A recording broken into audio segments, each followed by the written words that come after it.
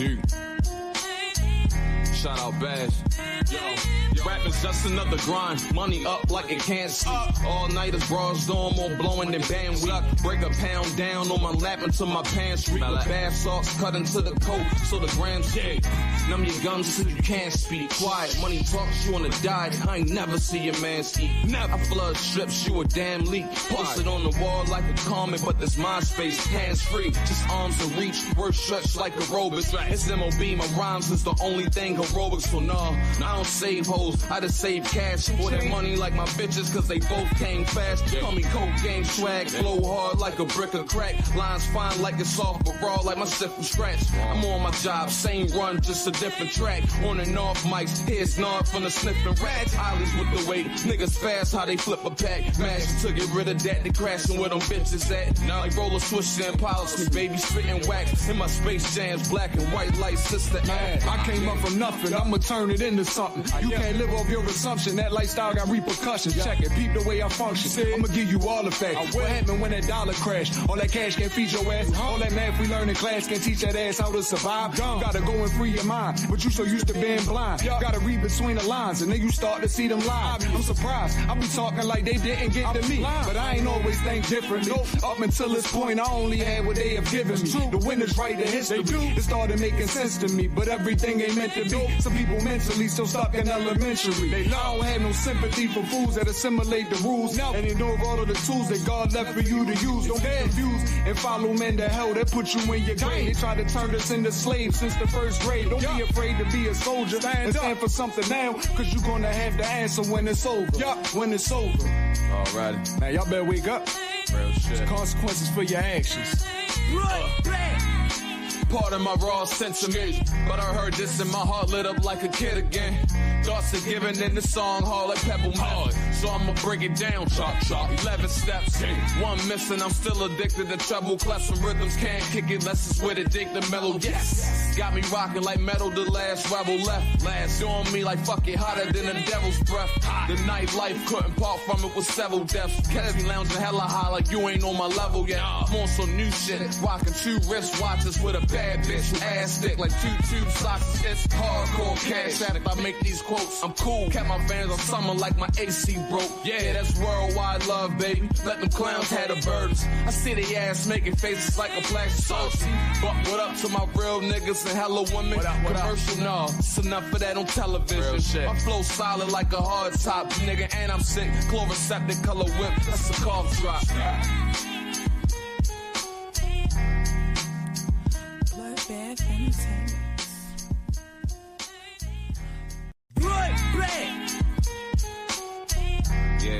Yeah, it's magic, dude.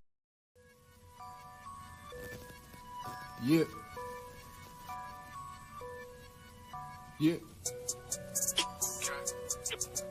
Okay. Yeah.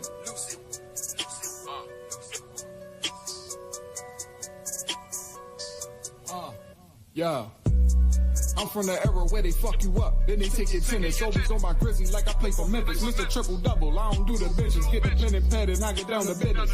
Flip the work, stretch the calisthenics. You just getting started, I'm about to finish. Kicking my feet, then light up the spinners. We get a pack and flip it like a gymnast. Tell me what the fuck you know about the trenches. Everywhere from over east to the village. Run the game through the streets like a scrimmage. Keep it 100, don't need me no gimmick. Flow is wicked, so you know I'ma kill it. We study my shit, so you know what to mimic. But we know the difference from Bentleys and Civics. I'm not finished, always on my pivot. See it coming, anyone can get it. Except for them thoughts and them pigeons. Promoting violence, who with it? Rest in peace to my critics. Moment of silence, crickets. I wear my scars like a badge. Had to work hard for the cash. Oh, and tell them why you mad. Bitch, I be all in my bag. I wear my scars like a badge. Had to work hard for the cash. Oh, and tell them why you mad. Bitch, I be all in my bag. I wear my scars like a badge. Had to work hard for the cash. Go and tell them why you mad. Bitch, I be all in my bag. I wear my scars like a badge. Had to work hard for the cash. Go and tell them why you mad. Bitch, I be all in my bag. Slickest old heads you ever see. I'm connected, you can tether me. Chase it till I'm in that Royce truck with the 7 seats. They say I'm hot, like fucking on leather sheet. I'm 5 alarm blazing, level 3. Had to fight my way out of the devil teeth. Baltimore official, sit me right next to Mellow seat. Fantasize on that lime green Lambo with the yellow seats. Puffing that lime green with the yellow streaks. With a fine piece with the jello cheek. After 2 shots in the lead, I tell her eat. I hit the lights and turn the switch on. I never sleep. You pussies is hella sweet. Give them 1, but I sell them 3. Get them done, watch the rebel eat. Let the bass ride, let the treble speak. I'm on the bass line, you better let them eat. Duke crush and tell them better bag. Foul play, you gon' catch a flag. Drumming the mad, come through with nothing on top of the jag. Bitch, I be all in my bag. Bitch, I be all in my bag. I got the drip, watch me drag. Bitch, I be all in my bag. I wear my scars like a badge. Had to work hard for the cash. Go and tell them why you mad. Bitch, I be all in my bag. I wear my scars like a badge. Had to work hard for the cash. Go and tell them why you mad. Bitch, I be all in my bag. I wear my scars like a badge. Had to work hard for the cash. Go and tell them why you mad. Bitch, I be all in my bag. If it disagrees with experiment, it's wrong. And that simple statement is the key to science. It doesn't make a difference how beautiful your guess is. It doesn't make a difference how smart you are who made the guess or what his name is. If it disagrees with experiment, it's wrong.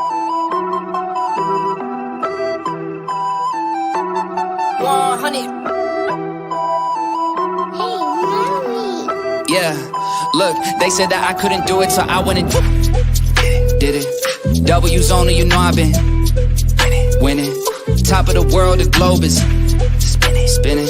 If you know, you know I've been on a mission. Go. Okay, let's get it. Got a little time on my hands like a wristwatch. I don't got time for the brakes and the pit stop. Race through the gridlock, take it like Chris Rock. Right to the chin, still win. Heavy metals like Slipknot. Got the driving, I got tunnel vision. I just hit my stride the way I run the business. I've been making paper like I'm Dunder Mifflin. See the end game, I got one division. Look, I don't ever bother with a critic. Hit him with a chronicle of Riddick. Boom, bottle full of Ritalin. I hit him with a little bit of riddle me this, riddle me that. My bad, fell asleep at the gas. No time to wait though. Elon Musk, I'm trying to bankroll. New Tesla just cause I say so. Electric whip like Ivan Vanko. I just did it. W's only, you know I've been winning. Top of the world, the globe is spinning. If you know, you know I've been on a mission. Okay, let's get it. I've been on a mission like totally spice. I'm a baddie, she bad, but she totally nice. Still so blue and a toast with like white. They complete me child at the soul for my leg. He knew it for sure, but he left with a why. What is up, party people? Today's gonna be a fun one. It's not really going to be structured around a bunch of stuff. There's a few things I wanted to talk about that have been going on, and things that I've been watching, and things that I definitely think need to be seen. Kind of touch on different things. One being the obvious one, the Trump assassination attempt. I'm not sure if you guys watched that. The Secret Service director get grilled on Capitol Hill. Definitely want to watch that.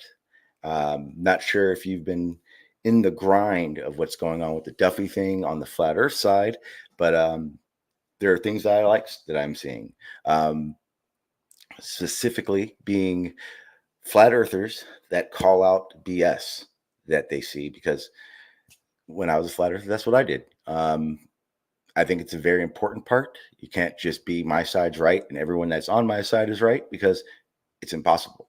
So I wanted to show that. If you guys don't know the guy named QNFee, he is a flat earther, diehard flat earther. Best way to say it is he don't give a fuck. Let's just say that. He basically reviews a interview. I don't know if it was an interview or just a Q&A type situation. I didn't watch the whole thing on that end. But it's basically 3 flat earthers having a Q&A with Duffy, and they are talking about obviously the final observation. And one of the panelists starts talking, flat earth, as I call it, and brings up something called the sun simulator. Pretty sure we've all heard about it. We've all looked into it a little bit, kind of more of a hollow earth idea, right? If you're Hollow Earth, you probably think the sun simulator would be something they use inside the Earth to give you the UV rays and plants and all that kind of stuff. But this guy uses it as if it's in the sky. So we're going to be looking at that. We will definitely get to that. I'm not sure which one I want to play first yet. Let me know in the chat what you guys would want me to play first. The Secret Service or Flat Earth.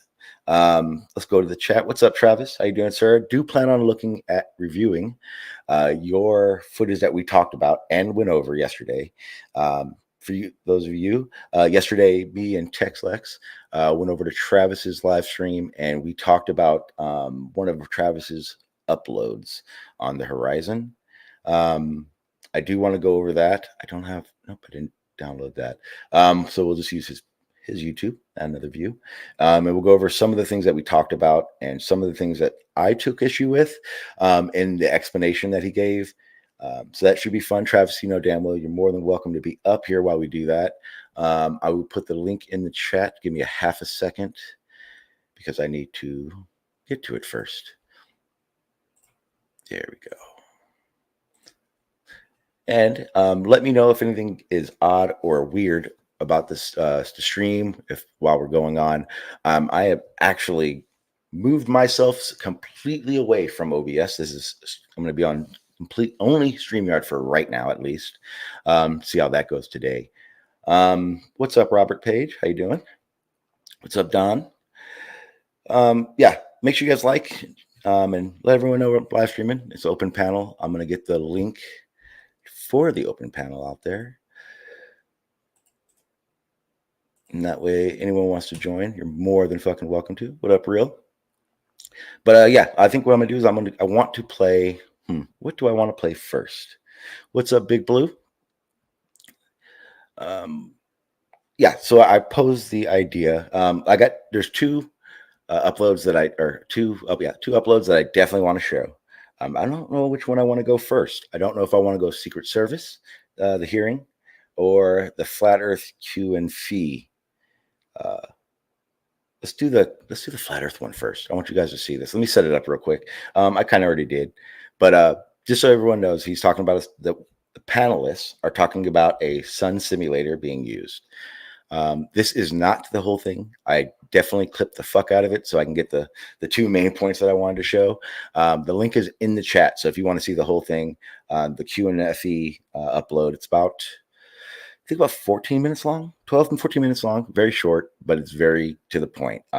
He points out the bullshit. I like the guy. I like him light. He calls out the bullshit and he even has reasoning for it. It's more of an entertaining thing more than a learning aspect, so get that in mind. But let's go ahead and play that and see if you guys enjoy it.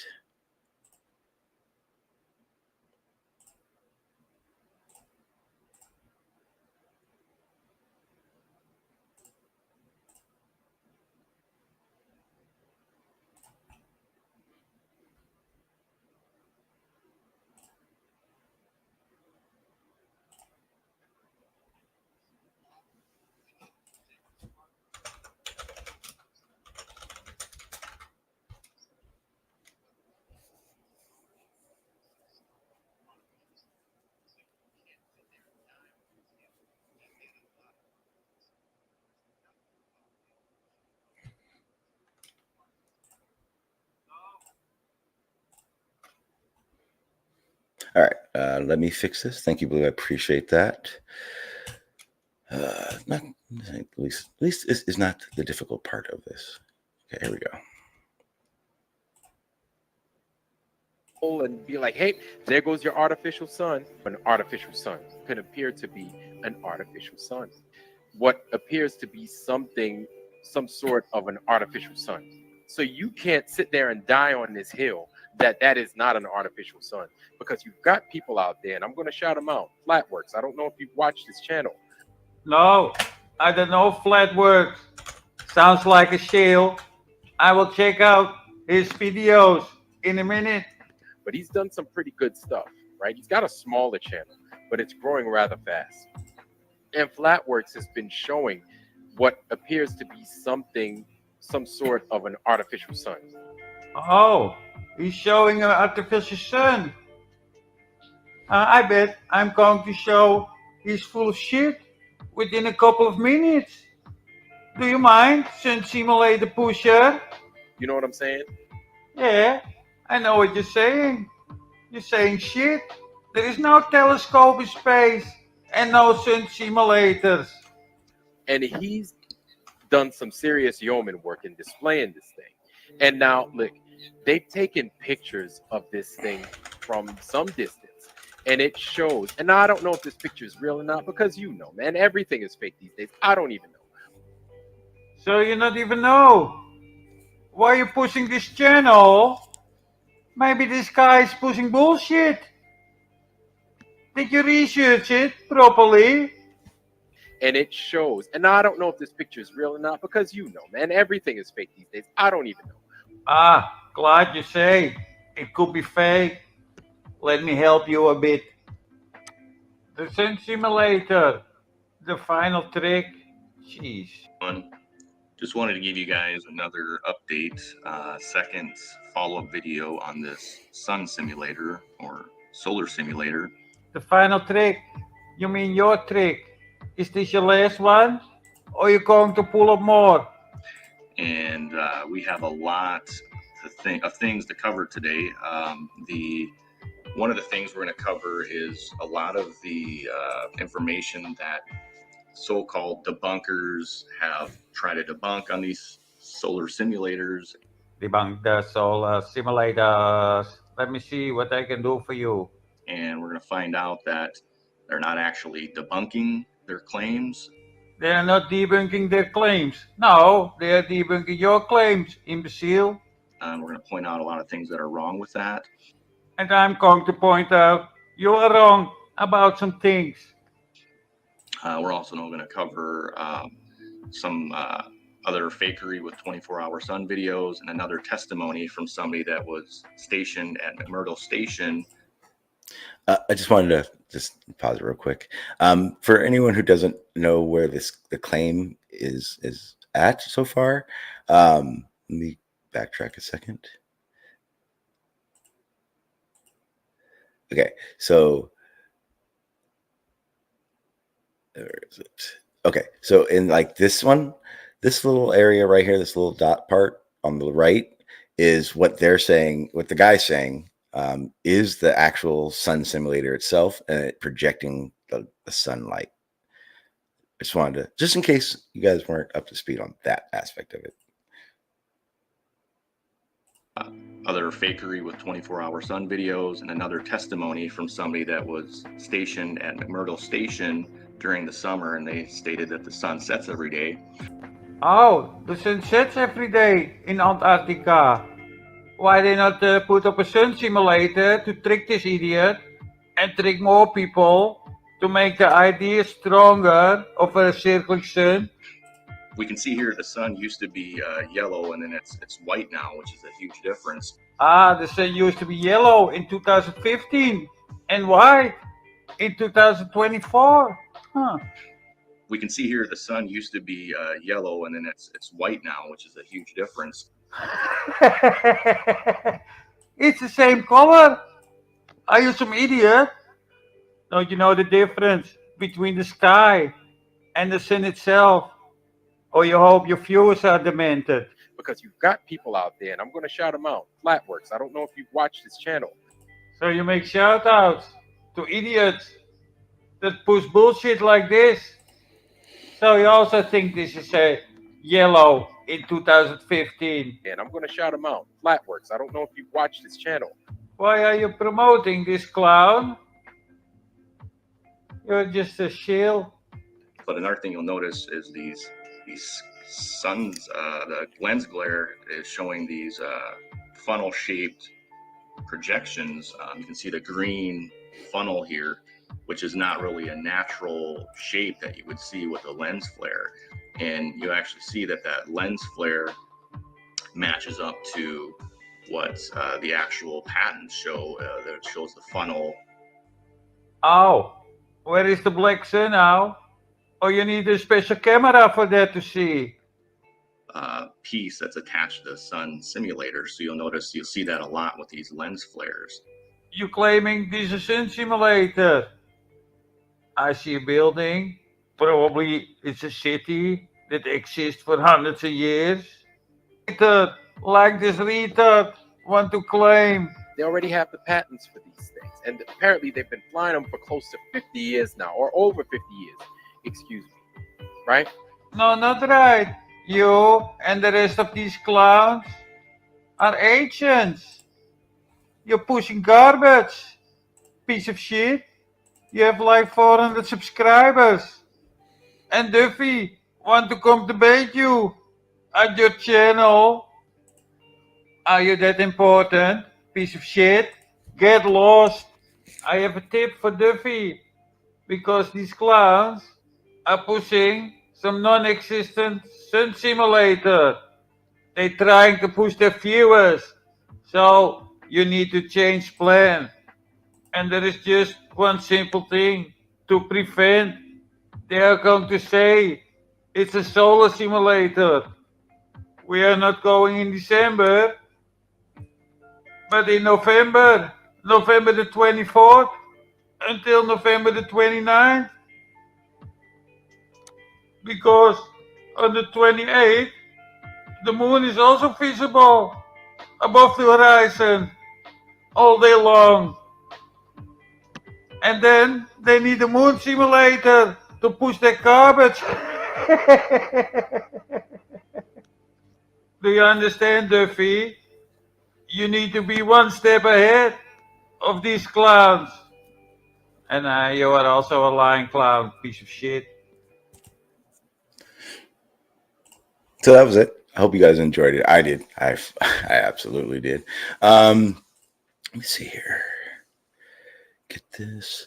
I'm not going to play the Secret Service one yet. I want to talk about what we just watched. The gentleman, actually, I kind of need to show you guys. The gentleman on the top left, that his name is Iron something. I forget what it was. I am trying to get a discussion with him. I'm not sure if it's going to happen or not. He is very wishy-washy, I would say. He is one of the guys that I irritate me. Not a lot of flat earthers actually irritate me, but this one does. Here's why. And for the record, the guy on the right, it's his channel that all this is coming from. His name is Solvent something, I forget. He's actually a pretty cool dude. But the guy on the left, he does this thing that is probably the most aggravating, where you go, and I'll use the sun simulator as an example. We know they're using the sun simulator. We know they have the patent. We know they can put it up there. I know a guy that is exposing this, right? Then you saw it in this upload. 10 minutes down the road, they're talking, and he goes, "We don't know anything. All we can do is speculate and research and figure this out, but we don't know. We have no idea. That's why we're asking questions." And for me, that is very, very cringe. Very cringe. But yeah, like I said, we're going back and forth in messages. Hopefully we're going to set something up, because I do want to have a conversation with this guy. Not going to lie, there is a personal vendetta behind it. 3 weeks ago, backtrack. Since I started live streaming, I have an understanding that what we talk about here is going to most likely be involving in whatever's going on YouTube. And because of that, I then put myself in a situation where I run around YouTube, and I start making, I start joining new groups, and I start being part of those groups, so that their topic of conversation is what we can talk about and what I understand, et cetera, et cetera. In doing so, I come across a lot of different views now. A lot of different views I forgot about. It's pretty weird. So when I do these things, it's not that I saw this guy and I was like, "Oh, attack." What ended up happening is I went over to this live stream. It was a flat earth live stream. There was two people on the panel, himself and another guy. I know for a fact these gentlemen come from the Bro Sanchez side of things. And so I know how they argue. if anyone doesn't know who Bro Sanchez is, I don't know why. He's a bullshitter, 100%. I don't really care. I'm not into disrespecting flat Earth as it flat Earth is, but there are definitely charlatans in it, and Bro Sanchez is one of them for sure. I know this because I dealt with him for about 6.5, 7 years on a not a personal level, but as personal level as it gets online, backstage, a whole nine. So, yeah. So anytime I come across flat earthers that come from his camp, I do have a different type of vendetta. I'm not going to lie. I don't even want to bullshit that. So like I said, that will be hopeful that happens soon. We'll see. And if anybody knows who that guy is exactly, it's Ironwork. I don't know why I'm doing this. I can just look. It's in my little messages. His name is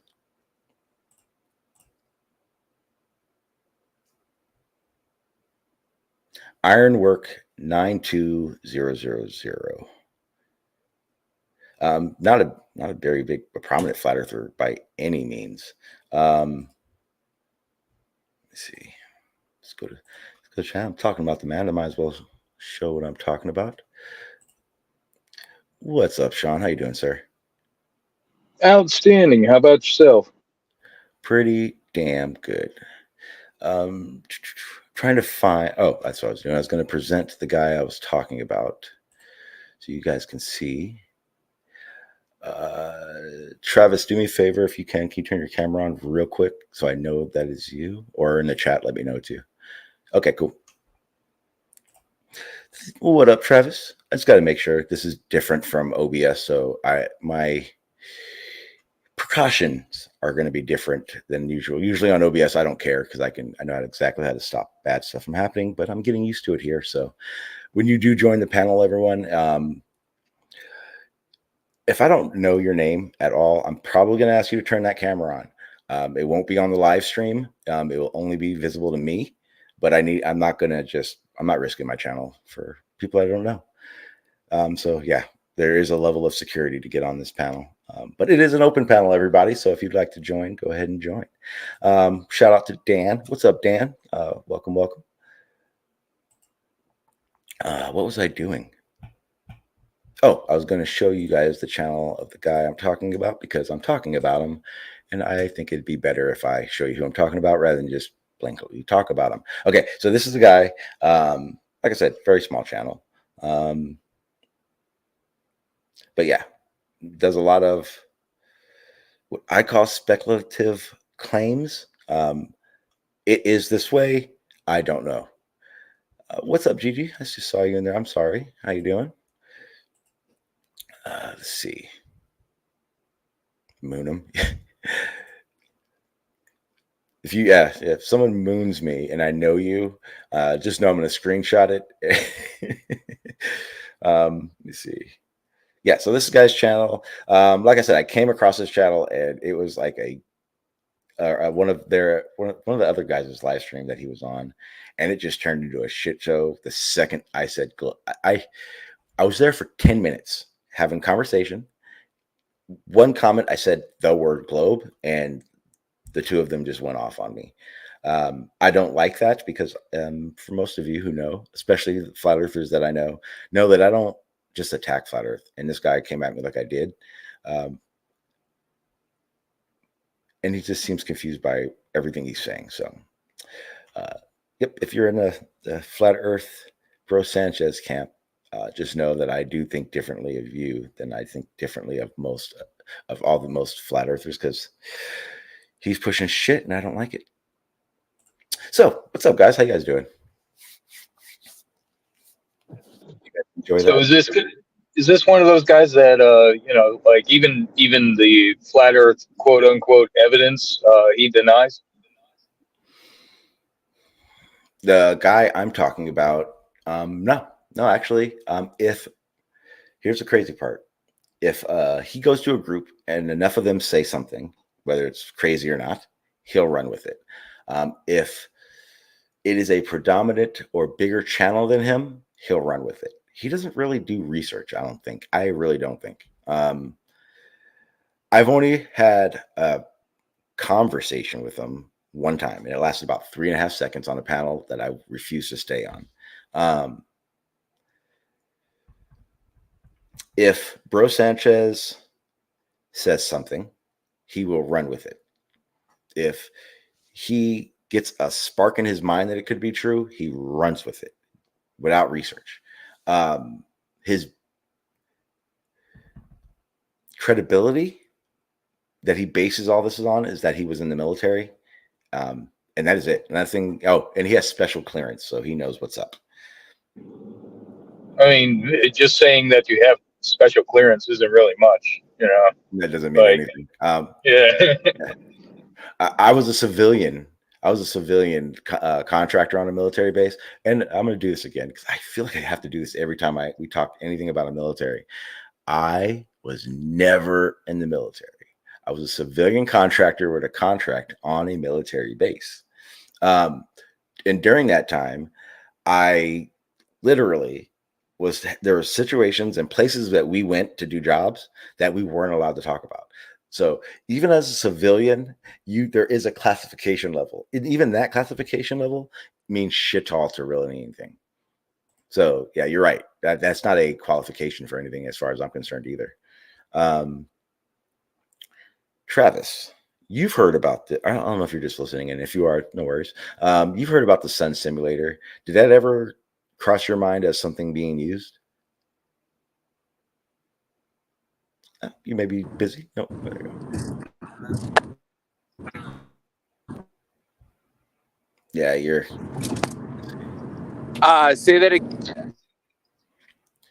The Sun Simulator. Have you? I know you've heard about it. Did you ever use it or think that it was possible? Are you being used?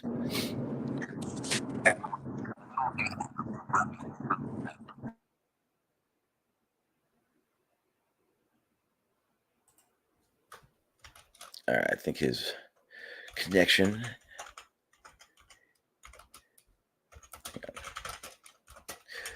Dealing with assholes in my messages. Okay, here we go. Yeah, so yeah, no worries, Tex. You can try again. Yeah, I think his connection is just crap right now. No worries though. Yeah, I think that is the gist of that and him. Okay, so the next topic, or next thing to talk about. Sean, did you catch any of the Secret Service hearings? Yeah, I watched a little bit of it. I started it all off kind of figuring it was the director getting fired, right? That was the initial thought. This person is going to get fired. They know it. We know it. Everybody knows it. Yeah, and I had came across this very tiny snippet. And in that snippet, good morning, Tex. How you doing? Good morning. I'm well. How are y'all? Doing good. We went over the QNFee one with the Sun Simulator, that upload. We watched that. He was so funny. Yeah, that was great. Him talking that shit to Will Duffy had me dying. Yeah, and trust me, if everyone, I put the link in the chat. Go check it out. The whole thing. It's worth the watch. And like I said, to me, it's even better because it's a flat earther critiquing other flat earthers, which I feel is probably the most important thing. But yeah, check that out. It's definitely worth it. Pretty badass. What's up, Gary? I see you in the chat. Yeah, it was pretty good. Now we're going to talk about the Secret Service thing. Did we? I don't think we should. We watched this. We didn't watch this at all. The Secret Service guy, the Secret Service woman getting grilled about what happened, and I wanted to watch that because it was great. What's up, Travis? You gonna try again? Yeah, I had to restart. What was your question? I was asking if you had, in your time in Flat Earth, you've come across the Sun Simulator. Did you ever at any point think that the Sun Simulator was being used like currently? I've never looked into that at all, no. So it's not been something that's really been on my radar. Yeah, don't worry about it. It's not. Because I came across the Sun Simulator when I started hearing things about like Hollow Earth and stuff like that, places where the sun wouldn't be working at. So, yeah, the Sun Simulator one is not exactly the one a hill to die on, so to speak. Which is why I thought it was super funny that guy Ironwork 92000 was willing to die on that hill in the beginning, and then at the very end was like, I don't know what's going on. We're just guessing. That's very weird to me. But yeah, that was what we did earlier. Text. It was pretty fun. The next topic is the Secret Service and her getting grilled. Sean, you were saying that you're expecting, when you saw, was expecting her to get fired and everything, and holy crap, it was probably the best fucking hearing I've ever watched, just for the fact that it's like what you expect out of our Congress peoples to do when shit fuckery happens, right? Yeah, so, on both sides, right? Yeah. You know, that was the thing about it, was it was a bipartisan effort to basically lambaste this lady, which she kind of deserved, because she was the director. But all in all, I would say that whoever was in charge of that team for the Secret Service, man, they should lose their job for sure. Yes, absolutely. Well, I guess that's what really sucks about being the director of fucking Secret Service, because I'm pretty fucking sure she wasn't there. I don't think she was anywhere near that event when it happened, and she's absolutely the one that takes all the fucking heat for it. For those who don't know, this hearing is taking place 9 days after the assassination attempt. And basically, Capitol Hill wants fucking answers. Let's go. Without any further ado, government as it should be. Yeah, hurry up, Sean. God. Jeez. I think the chair of the ranking You guys can hear it? coming together and holding this hearing. But I Yep. have to say, I don't think any of our concerns have been addressed today, and what little we've learned has not inspired much confidence. I will just say that we obviously can't allow the violence we're seeing in this country become the norm or a commonplace, but that seems to be where we're heading. On this occasion, it was, very shockingly, a former president and current political candidate at a rally that we all assume is one of the most secure places we can be. But the violence we saw last Saturday is the same culture of violence that makes too many of our kids and our community members feel unsafe to play outside or to go to class or to simply live their lives each day. But again, this was a political rally, and it is supposed to be one of the most secure places. So we do have very specific questions about that. Director Cheatle, I'd like to start by following up on some of my colleagues' questions. My colleagues, Mr. Krishnamurthy and Mr. Frost, highlighted a number of points that showed the shooter presenting an active threat. So I'd like to ask you, Director Cheatle, to clarify what the protocol is for postponing or canceling an event based on a threat, and how the events on July 13th didn't meet those standards. So again, I think we're talking about the distinction between suspicious behavior and a threat. And at the time that this individual was identified, they were displaying suspicious behavior. I'm still waiting for interviews from the FBI to determine what it was that identified that individual as suspicious and what those behaviors were. To that question, does suspicious behavior vary between different events? For instance, if we have an event with a president, would there not be a heightened standard for suspicious behavior? I think that there are a number of ways that someone could be identified as suspicious, and it doesn't matter whether it's at a rally or an indoor event or who the protectee is. I think it's up to law enforcement or citizens to identify someone as suspicious. Okay, thank you. According to the Associated Press, at least 6 different agencies, including 2 sheriff's office, local police, state police, as well as fire and emergency rescue officials, were involved in securing the rally in Butler. When there are so many teams that are collaborating, who takes the lead and how is that determined? The Secret Service is responsible for the security of the site and the coordination. And that was the case on July 13th. Correct. Changing gears, in 2024's appropriations budget, the Secret Service was given a little over $3 billion, which was about $78 million above what was requested. For 2025's budget, you've requested yet another increase. How much of these funds goes towards training and improving protection procedures?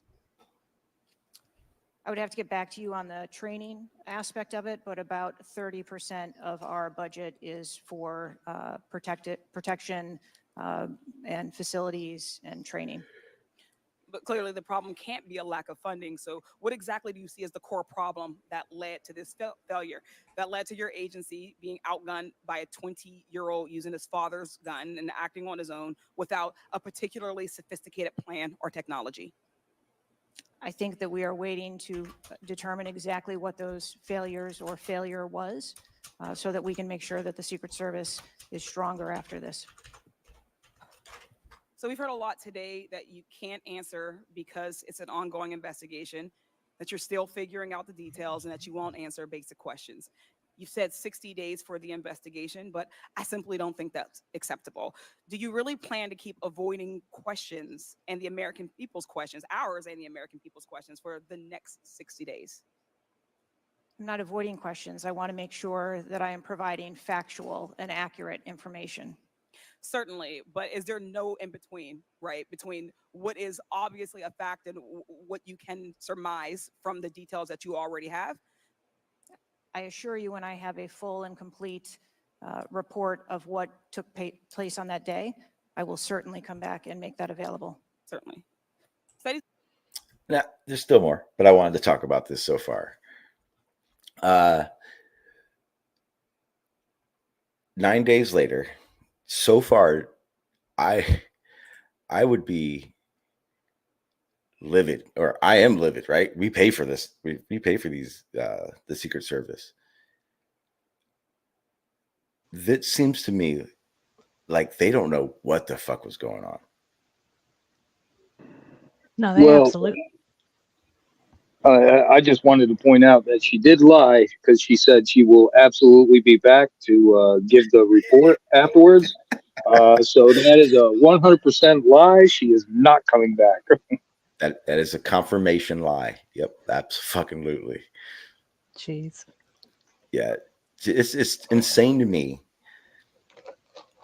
I mean, the lady was right.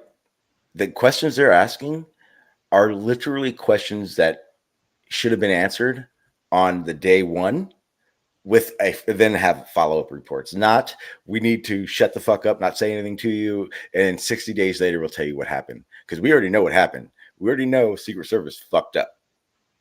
So as far as I'm concerned, we should be getting answer after answer after answer. And all I'm getting is I don't want to admit we fucked up. That's what I'm getting from what she's doing. Absolutely. All right, let's go ahead and play some more. Well, do you think she's actually, I don't think she has all the facts because, again, she probably had absolutely nothing to do with it. Like we had talked about before, that's going to be the Secret Service team leader who oversaw the entire mission and basically handed out those orders for everybody to go to these different spots and said, where the local PD is going to be and stuff. So to me, holding her responsible for this person's fuck up in charge, is doesn't really work for America, Yeah, yes and no. They're throwing her under the bus to cover their own asses, essentially. And that's what a director does, though.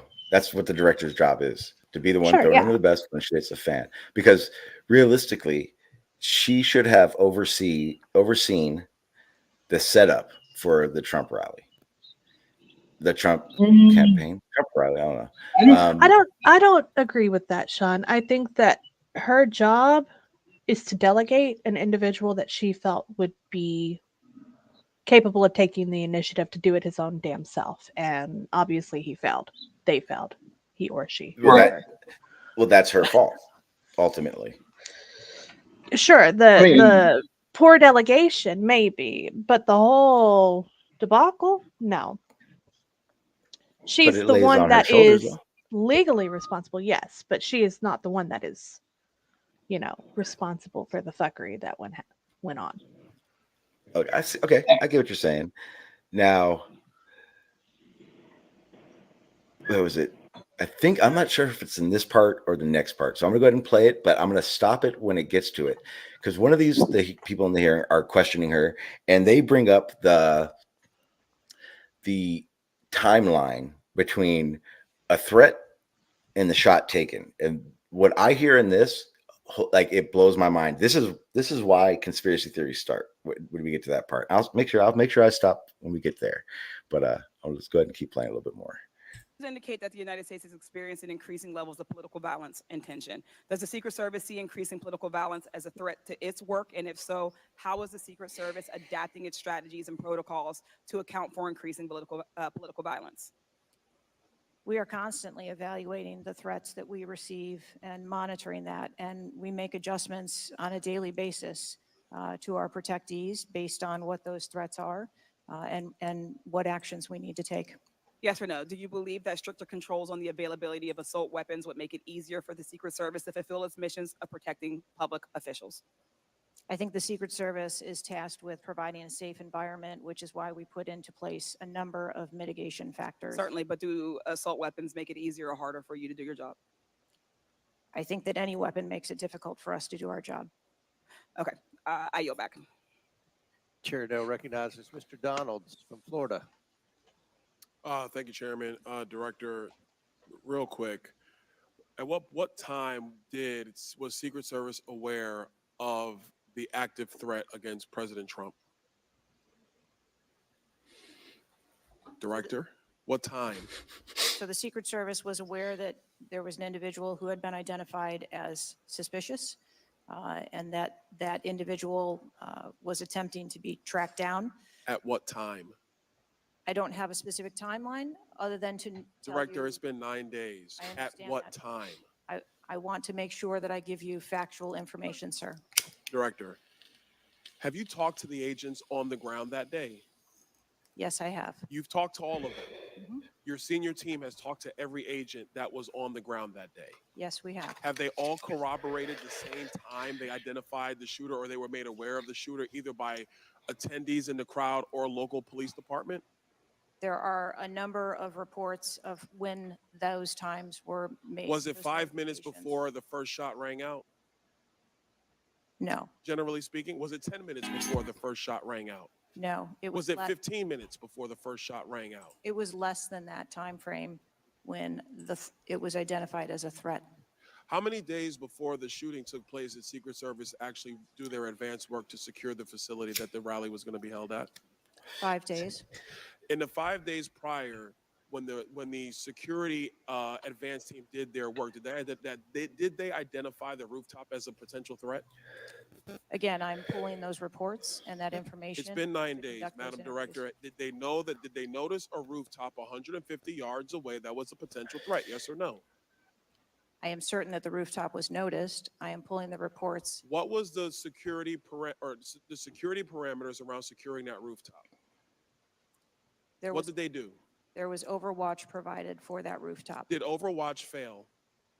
I am waiting to hear what the result. I feel that I think we could all equally say she should have said yes.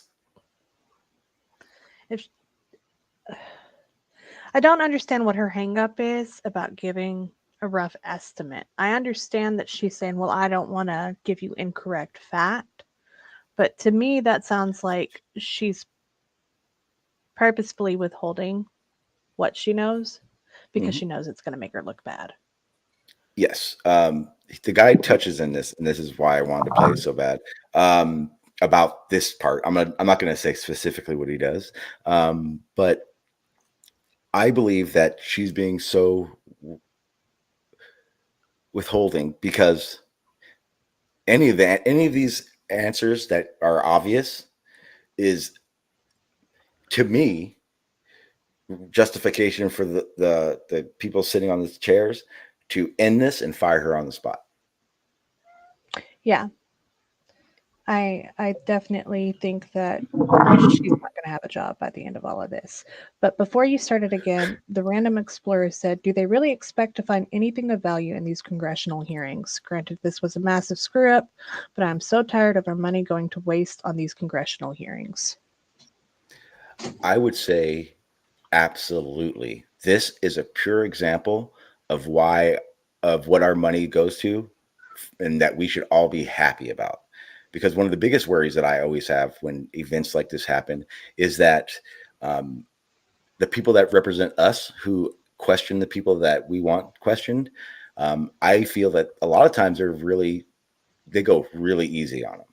Where in this situation, it's what we want as Americans to happen in these on Capitol Hill. We want these people to be held accountable. The more accountability these people have to hold, the less fuckery they're able to get away with. So for this, I would say this is a prime example of our money going to a good place for a good thing, right? Purely. I don't see anything of the higher ups trying to make this not a public embarrassment, basically, for her. Well, I would say that anybody that questions the JFK shooting or anything like that should be happy that they were holding a hearing like this, because for JFK, none of that happened. Exactly. So that's a lot of questions that were left unanswered, and and even now, people still blame pretty much everybody, even aliens, for shooting JFK. You know what I mean? Yeah. I haven't heard the alien one yet. Well, there's so many. There's one. There is one, or I don't know if it goes under alien, but I have watched a TV show that prefaced that there could have been some teleporting happening. Teleportation, time travel, everything, everything and anything.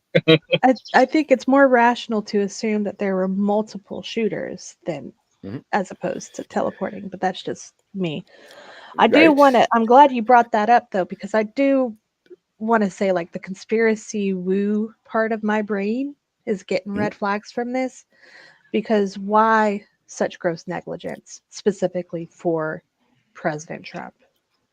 And then the backing for conspiracy theorists on this is throughout Trump's whole run, from the before president through president and after, he has not wanted anything to do with Secret Service. Random Explorer says we still have nothing of use or value that we've learned from any of this. Oh, we do. We know that Secret Service was working at 40. Yeah, they were working at 40% that day when they should have been at 110. That's what we've learned. We've also learned that, when it comes right down to it, the director doesn't know shit. So, that's pretty good. Yeah, and this is a common issue with chain of commands, right? Or creating hierarchies in workplaces. This is a common issue, I believe, in certain parts of the military, but I won't delve into that too terribly much. Well, that's again, it shows either one of two things. Either the director doesn't know shit and there's no reason for her to be there, or something so bad happened in the chain of commands, and from the start of that rally to the shooting happening, that was so egregious that she doesn't want to get to it. She doesn't want any questions to lead to the sniper, or I don't want to say that. I want you guys to hear the rest of this, because this guy questioning her is probably the best questioning I've ever heard. And he asked literally the questions that that he asks and she answers. And it is what supports conspiracy theory. It's insane. So well, here's another thing, real quick. If I was the director and it was, and I went on camera and said the buck stops with me, right? What I would do is I would bring the team leader, the person underneath of me that whose job it was to do this, and have them answer the questions, because that should be their job. They should be held accountable for what they did. And as a director, that's your decision to make, you know? Yep. And I, you're 100% right. I think the problem with her situation is she's the director of Secret Service, but she is obviously answering to somebody. Oh, Well, absolutely. either answering this. Well, I mean, of course she answers to. Of course she answers to somebody. Everybody does. But you know what I mean. She is not yeah, the director well, of Secret Service. she's definitely covering for somebody, and you know, whether it's someone below her or above her, you know, we really don't know yet. So Random Explorer says, we already know most of this, not hard to figure that out, but where is the why? I want to know why. We can see all the failures. I want to know why there were failures to begin with. Yeah, I think we all do, man. Yeah, that's the point of that's what we're doing now. To hear the director talk about this, we now understand how the chain of commands went that day. We see how how fucked up it was compared to what should have been happening. And like I was about to say, the reason that this gives red flags and ammunition for conspiracy theories theorists are because before Trump was president, during and after, Trump did everything in his power to not want to do anything to do with him. He has consistently tried to pay for his own protection. He doesn't trust Secret Service. And this would be a prime example of why he doesn't. And then it goes to the lines of, was it Secret Service purposely not being 110%? Or was it a situation of just complete someone fucked up and it's no one had intention behind this? No, I definitely think it is not outside of the realm of reason to think that this was an inside job, right? Most CIA agents traditionally are ex-Pinkertons, right? Mm-hmm. And if you know anything about the Pinkertons, they are very shady. That's the way I'll put it. Yes. The Pinkertons, I firmly believe that Hillary, and this is just, again, this is my woo brain, right? I firmly believe that Hillary employed the Pinkertons to beat on Bernie Sanders and threaten his wife in the primaries. I believe that there were Pinkertons present during the insurgents on January 16th. It's not outside of the realm of reason in my mind that the Pinkertons were in some form involved in this as well, either ex or current. Yes. And the scary part is that's not that far off woo-woo wise, you know? It's not at all. No. If I want people to think about this for a second, there are probably thousands of government officials. For these instances to happen and be on mainstream media within minutes of it happening, it should be a red flag to you, straight up. I feel your Bernie Sanders one, I think that's probably 100% true. I don't know anyone who acts as if none of that kind of fuckery happens, to me, is so blinders on that conversation is almost impossible with them.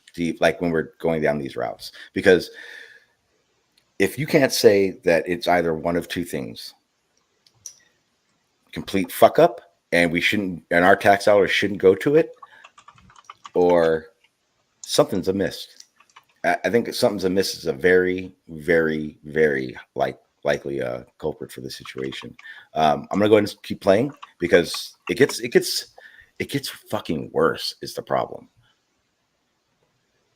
Results of the investigation were so that I can identify where the failure was. Who did you talk to that was on the ground that day that was responsible for Overwatch? What are their names? I'm not going to provide their names in this setting. Did you talk to the people that were providing Overwatch that day? I've talked to the people that conducted the advance on that day and that were working the shift and were the counter snipers on that day. So you talked to the counter sniper team. You talked to the people who were providing Overwatch that day, and you talked to the advance team, correct? Yes, sir. What did they tell you? We are putting together a comprehensive report so that I can identify exactly where the gaps and the failures. When the counter sniper team was on the roof, and they identified that there was suspicious activity on the roof in question, what was the chain of command's orders around the person on said roof? Because I'm quite sure somebody saw in under your organization, the Secret Service, I'm quite sure somebody saw the shooter on the roof. So what was the communication through the chain of command to deal with said person? What I can tell you is that when the individual was identified by the counter sniper, they took one shot and neutralized that individual. But that was after the shooter already took a shot. Is that correct? That is correct. So what you're saying now is that the Secret Service did not see the shooter on the roof until after the shooter took a shot? I do not have all of those details at this time. If you don't have... Bullface lie. Bullface fucking lie, right? We know a cop saw him. We know witnesses saw him. And we know the sniper on the roof took sight before the shooting actually happened. Because that was when you see the sniper looking in the scope.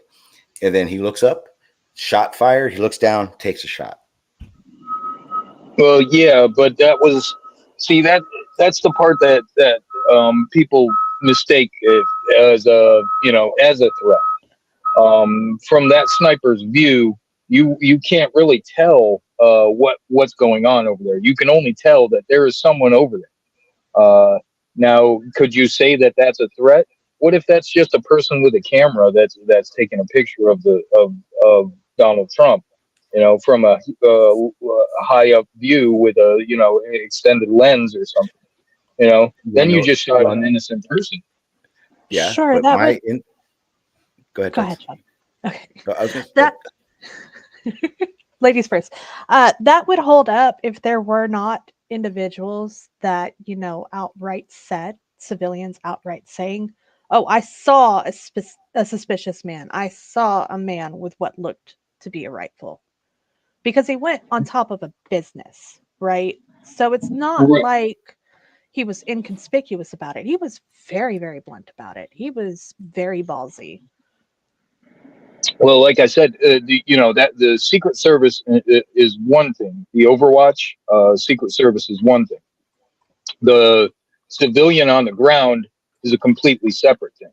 If they're alerting local PD and local PD says we have a suspicious person, is that a threat to the Overwatch? You know what I mean?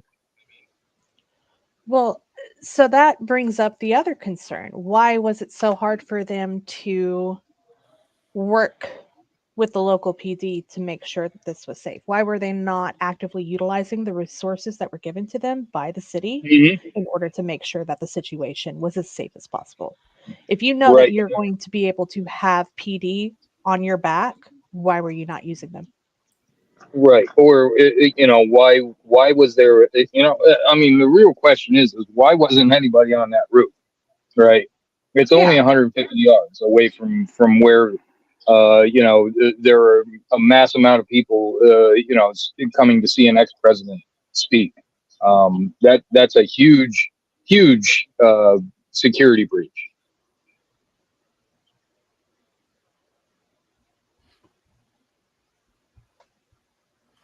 My bad. I was reading what text put had sent me. Sorry, yes, because Robert Page says, Sean, I know you don't like the auto hoaxer, and I try not to be an auto hoaxer, but how much can we trust anything we are told? Have you the Smith-Mundt Act? So what I did is I sent you a link to the actual legislation of the Smith-Mundt Act. But essentially what it is it's legalizing propaganda to be sent through mass media, which is extra hypocritical considering that they just had a pointless hearing about removing TikTok for propaganda specifically. Yes. So Yes. So I feel that in this hearing,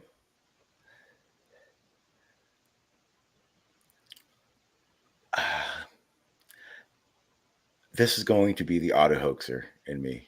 Oh, holy crap. I'm going to do it. I'm going to do it. Here we go. do it. Go for it. Whoever, let's say this is an inside job. This is 100% a Secret Service inside job that any agency outside of Secret Service had nothing to do with. Secret Service and Donald Trump, they're not a coexisting group. They don't work together. They don't like each other. I feel like she was told this is going to happen, right? If CAA went up to her and was like, he's got to go. And she went, okay, but I'm not going to just let you do it. And he said, obviously, we're going to have a patsy. You guys can shoot him. We don't care. And what's happening right now is she's getting thrown under the bus, and she can't say this was planned. I think the reason she's so unwilling to give forth information quickly is because she understands that it's either take the fall and maybe get on with another agency, or, you know, the opposite end would be whistleblow and end up like Jeffrey Epstein. Yes. That is not the face. Oh, I'm not even showing it anymore. That is not the face of a person that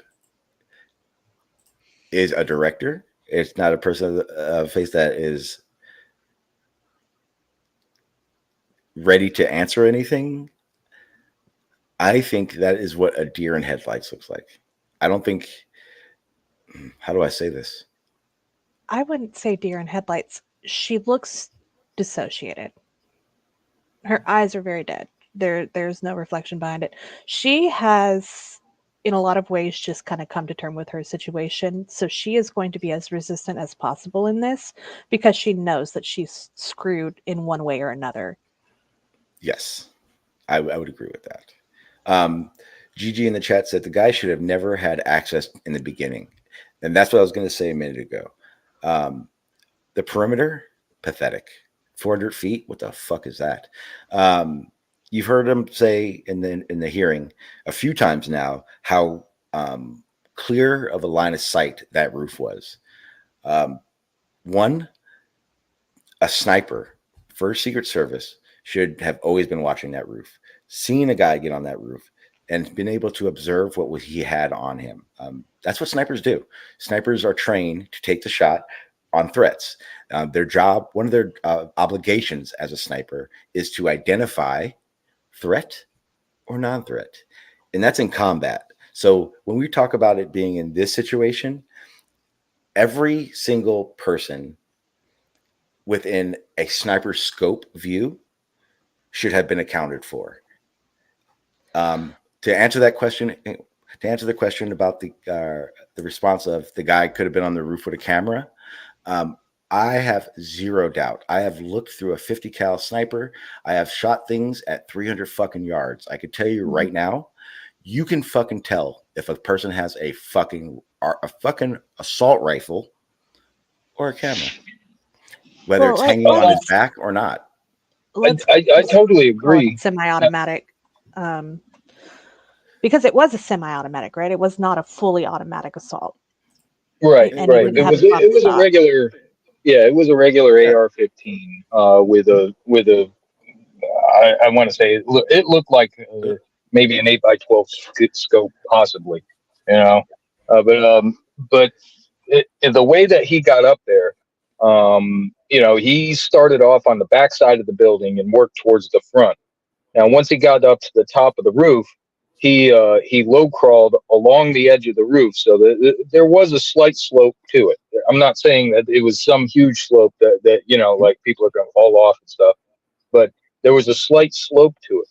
Now, if he had stood up, easily being, you know, you would have been an easy target for a any type of sniper. But if you're laying down and you've got let's say an 8-inch ridge along that roof, that means most of your body is hidden. That means that firearm is also hidden as well. So, the possibility that he was up there and just, and just was barely able to be seen is still there. I mean, the questions of what the sniper saw and why he took his eye away from his rifle in the first place, that's my question.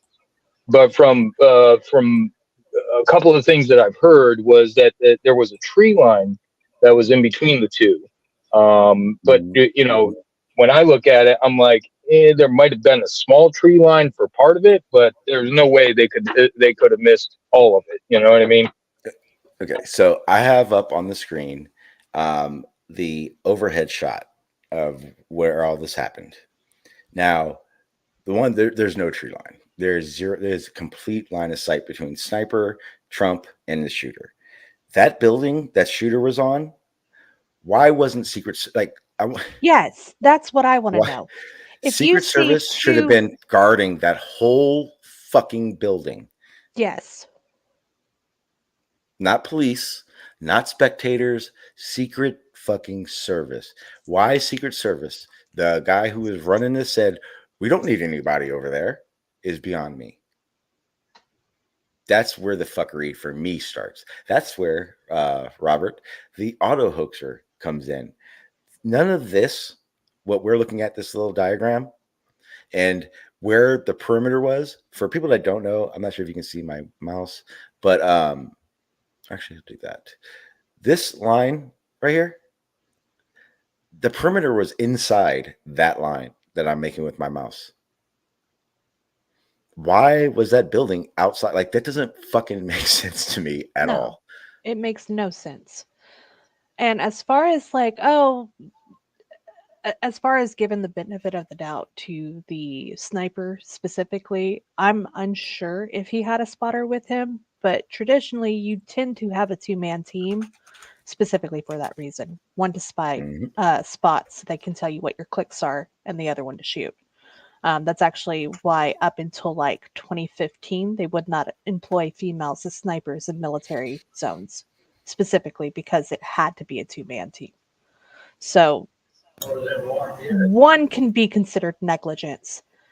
Two individuals not spotting a shooter when there are civilian reports of suspicious activity in the building across the way, no, that's shady. 100% that's shady. There is no excuse for him at that point. What are you saying? There were two snipers up there.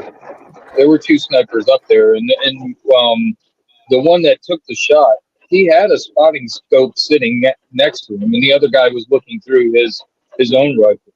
Yeah, there you go. Yep. I think I was trying to tell if there was another guy behind him, but I don't think there is. Hang on.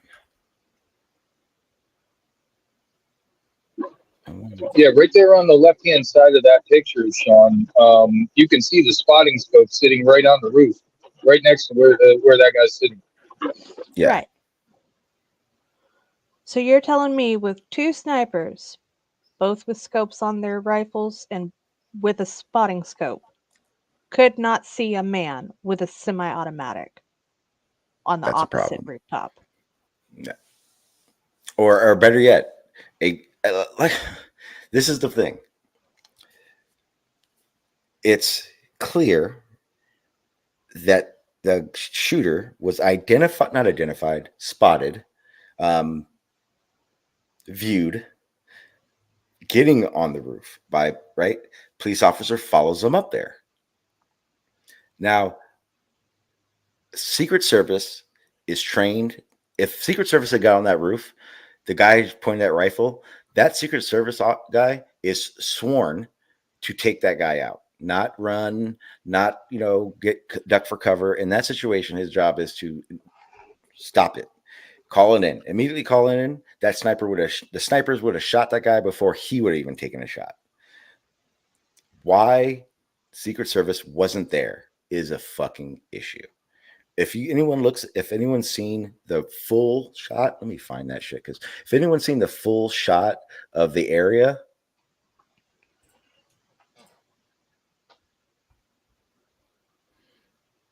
I want you to notice something. There's nowhere else that they would have had to been looking.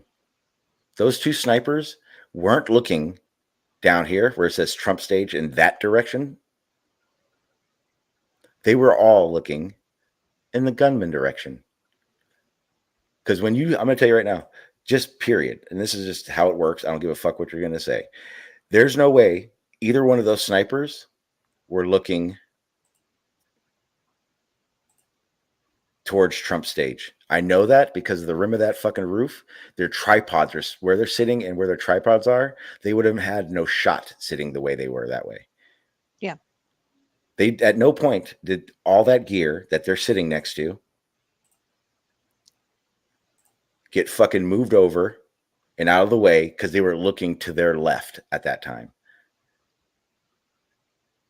The way that ridge is they're set up to be looking at that cluster of fucking buildings over there. Yeah. So what point do they not see the gunman on the roof of the cluster of roofs they're actually staring at? Because they're not it doesn't make fucking sense.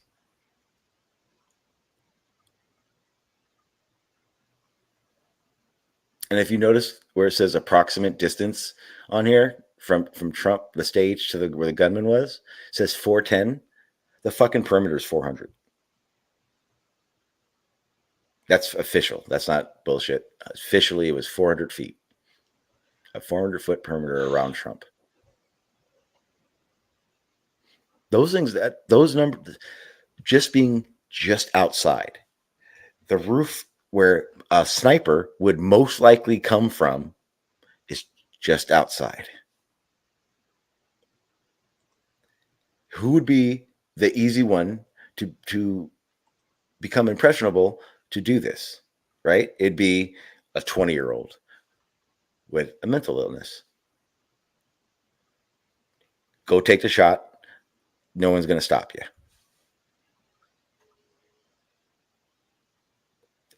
And there's a shit ton we don't know. So everything I just said is absolutely speculative. But one thing we can't speculate on is something fuckery happened that fucking day. Yeah. Something off happened that day. And it wasn't just oops. Just real quick.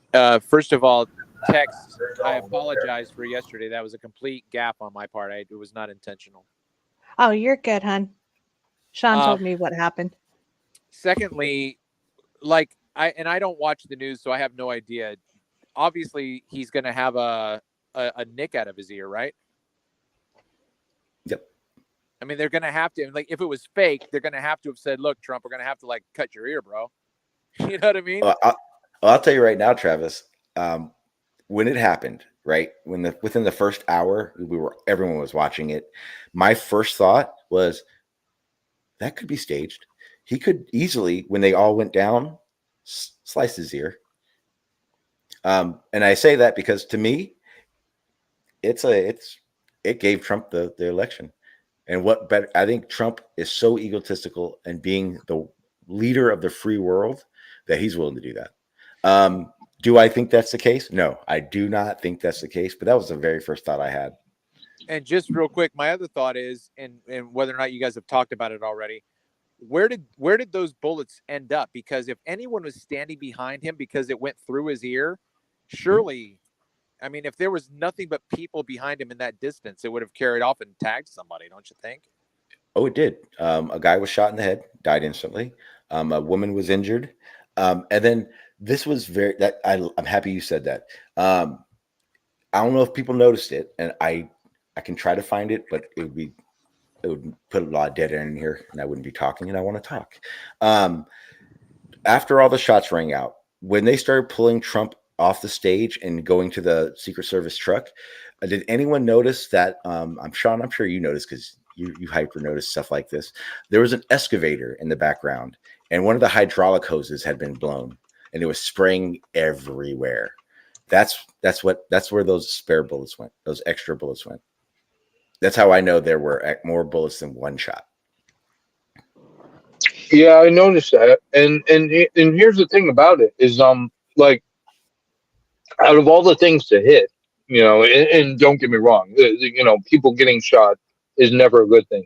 But the hose on the excavator, one hose, right? Like out of all things, that thing's a giant piece of steel, and you hit the one hose, Yep. That's now. Here's the thing. Here's why I left that thought. It being a hoax type thing. People get grazed all the fucking time. It's not impossible. I am going to stereotype, and I shouldn't because I know this isn't exactly true, but I'm going to say it anyway. 20-year-olds are stupid. And in a situation like that, the adrenaline that kid was probably feeling and all that shit, topped with he probably didn't have a lot of training. That was just Trump got extremely fucking lucky. Because that distance with a regular rifle, just a regular hunting rifle, even just an AR, without a fucking scope, that shot is doable. So with a scope, it's even fucking more doable. He got lucky. He got very fucking lucky. He missed. Him being grazed in the ear is an act of something, but I don't think Trump cut himself. There is a gash out of his ear. It has been shown. And I think the biggest issue we have here is when are they going to fire every Secret Service officer that was there and rehire? Because that's the scary part. That's the problem, right? Because we've already realized that the director isn't the one who is there, and probably wasn't the one who went, I want a perimeter of this, blah, blah, blah, blah, blah, blah, blah. But she's going to take the rap for it, right? And I'm not sure if you knew Tex, but she's gone already. She she probably left this building, got in the car, and wrote her resignation and turned it in immediately after this. Yeah, she resigned. I feel like I lost my train of thought. Well, okay, I remember now. I feel like the problem starts when everyone thinks that her resigning solved the problem, because just like was being said, you said, and Sean was saying, the people that were involved in it are still around. They officially have not been publicly fired. I think the only solution for this is, besides for her resigning, because I don't even think she should have resigned. I think she should have just been like, the whole team's fired. I'm sorry. So what you're saying is we should defund the police. I agree wholehearteady, 100%. Oh, wow. Absolutely not. Ooh, absolutely not. Oh, man. I feel like we just opened the door for 1,001 arguments. Oh, Jesus. If I don't open a can of worms, it's going to be a boring conversation. I'm on board with that. Defunding? You're on board with defunding? Yes, absolutely. I'm on board. Oh my God. There is no reason Jesus why Christ. civilian police forces should have military combat weapons. Why? Okay. So okay. I will talk about a situation. Why not? Exactly. Let Sean say his piece and I'll say mine. Okay. We're gonna pretend that we don't have this fuckery forces everywhere, and we're gonna say a school shooting happens and podunk bullshit town. And like Uvalde? The police were super helpful in Uvalde. Okay, you know what? I didn't want to bring them up. But it's a situation of this. A police force, the more force that a police force has, the more it can actually respond to. If there's a situation, and here's the problem with Uvalde. Two things. One, fuck all of them. That's my stance. Don't take anything I'm about to say away from that. They weren't ready Uvalde police were not ready to storm that fucking building and take that guy out. The biggest problem started when they had to wait, when they had to make a call for SWAT. Now, there's a lot of shit that happened in chain of commands and all that shit. I am not, let me repeat this, I am not defending anything that happened that fucking day. But I can guarantee you one thing, that if that first police force had tactical gear to do that stuff, it may have been different, but I don't know. I think police force funding is not the problem. The problem starts when you have anyone can become a cop. And becoming a cop is fucking fairly easy. And staying a cop is even fucking easier. There needs to be more you're hard accountability. pressed to not be a cop after that point, right? Once you're in, you're in. You're a lifer. Exactly. And one of the things that I have an issue with is I would have to ask this question to anyone that agrees defund cops. If someone breaks into your house, who's the first person you're going to call? I'm not calling nobody. I'm shooting. Okay, that was a bad example. You do live in Texas. Yeah, I was going to say the morgue. Yeah, the morgue. Exactly. That's who I'm calling. Is the fucking morgue. Okay, let me. I got a 50 essential. cal Desert Eagle. I don't even have to open the door.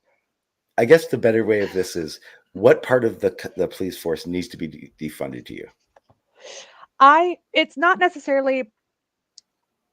We need military, or we need police forces. We need safety, things like that. My issue is with the gross negligence of spending that the police force uses. Like a helicopter, for example. In a metropolitan area, yes, a helicopter makes a lot of sense. In Houston and stuff like that, yes, you would need a helicopter. But these small town places, 130,000 less people, you are spending hundreds of thousands of dollars to have this helicopter, to the point that you have to pay the news station to use it to express that there was a reason for you to spend that money on the budget. Because what police task force do a lot of the times is they have a mandated budget from the state, and then they also have federal funding that goes to that as well. And if they don't hit their budget, they lose that money the next year. Right. Yep. So when I say there needs to be a defunding of the police, there needs to be a defunding of the police in context to their budget, their yearly budget, because it's just expanding and expanding and expanding. And it's getting to the point to where other things that need to be fixed, such as like having more EMTs, having more firemen, having more education, having more health services for your impoverished fucking small town podunk country ass bumpkin fucking city. You know, there are other things that we need to prioritize over the police being able to buy that fancy tank to use against us later on. You're right. And here's the problem with what you said and your stance. From what I got, what you said, your stance is not defund the police. Your stance is audit the police. What are they spending No, if money for? If we could go back to the Wild West, I think people would act up less. If there is the impending threat of mutual combat at every corner, like living in Houston, I have learned very quickly to mind my fucking business, because the cops are not going to come until you're dead, right? So yes. They're not bodyguards. The majority of individuals that live in those cities know to mind their fucking business, because they understand that the cops are not coming, because there is the threat of mutual combat. Again, let's make something clear. Cops are not bodyguards. Their job is not to stop you from something happening to you. Their job is to respond to something happening to you. There's a difference. Again, there is a place for them. I hope if you think about going back to the Wild Wild West, you understand that more people died in the Wild Wild West, right? Sure, but most of them died of dysentery. I would say more people died from gunshots. More people died from getting beat up and robbed, because that shit was just normal then. There was no repercussion to it. The fact that there are cops shows there are repercussions. And I want to make this clear one more time. Cops' jobs are not to be bodyguards. So if something happens, their job is not to get there before you die. So their job is to respond to it.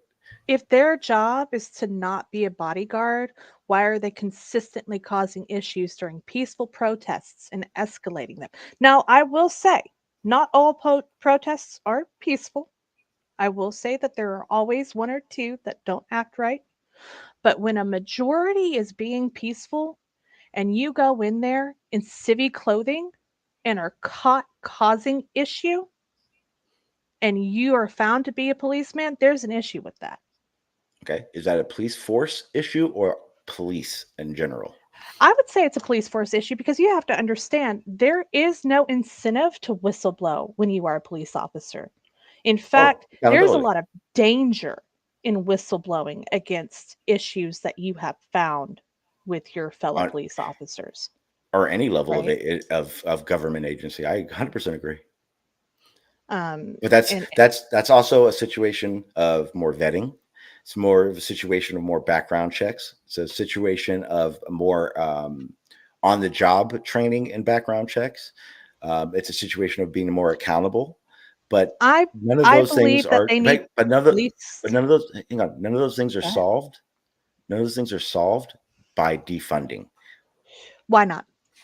Why Because would you don't think it's a good idea to incentivize them to act proper in order to get income? that's not defunding. I'm not saying That's defund them and disband them. No, I'm that's saying not defund defunding. them. Yeah, I know that's not defunding though. That you're asking for accountability. That is not the same thing as defunding them. Defunding them puts them at more of a risk. Putting them accountable, auditing them shows what they need and don't need, but it still gives them a fund. The fact that, and this is the biggest problem, because when people are saying defund the cops, what's happening and what people are shouting for is get rid of the police force. No, That is that is ridiculous. not what Oh, we're it is. shouting. It That is the absolutely rhetoric is. you're hearing. That is the rhetoric you're hearing. But That's you the also rhetoric have that everyone's hold hearing. on, Sean. No, that is not the rhetoric. Not on the left. I That don't is care not what the rhetoric. side. I'm The talking rhetoric, majority. the majority, we can't talk about majority because it's 45% on the left and 55%. So it's almost half and half the way the demographics work in the US, right?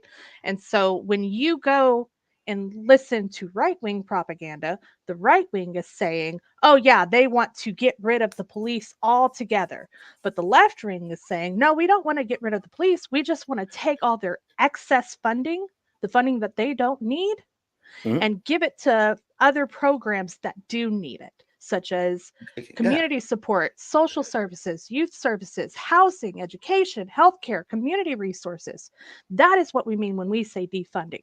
We don't want to give ask them this. any more unfunded mandate money from the federal government in order for them to turn around and use the weaponry that they purchased with that funding to abuse us, the people.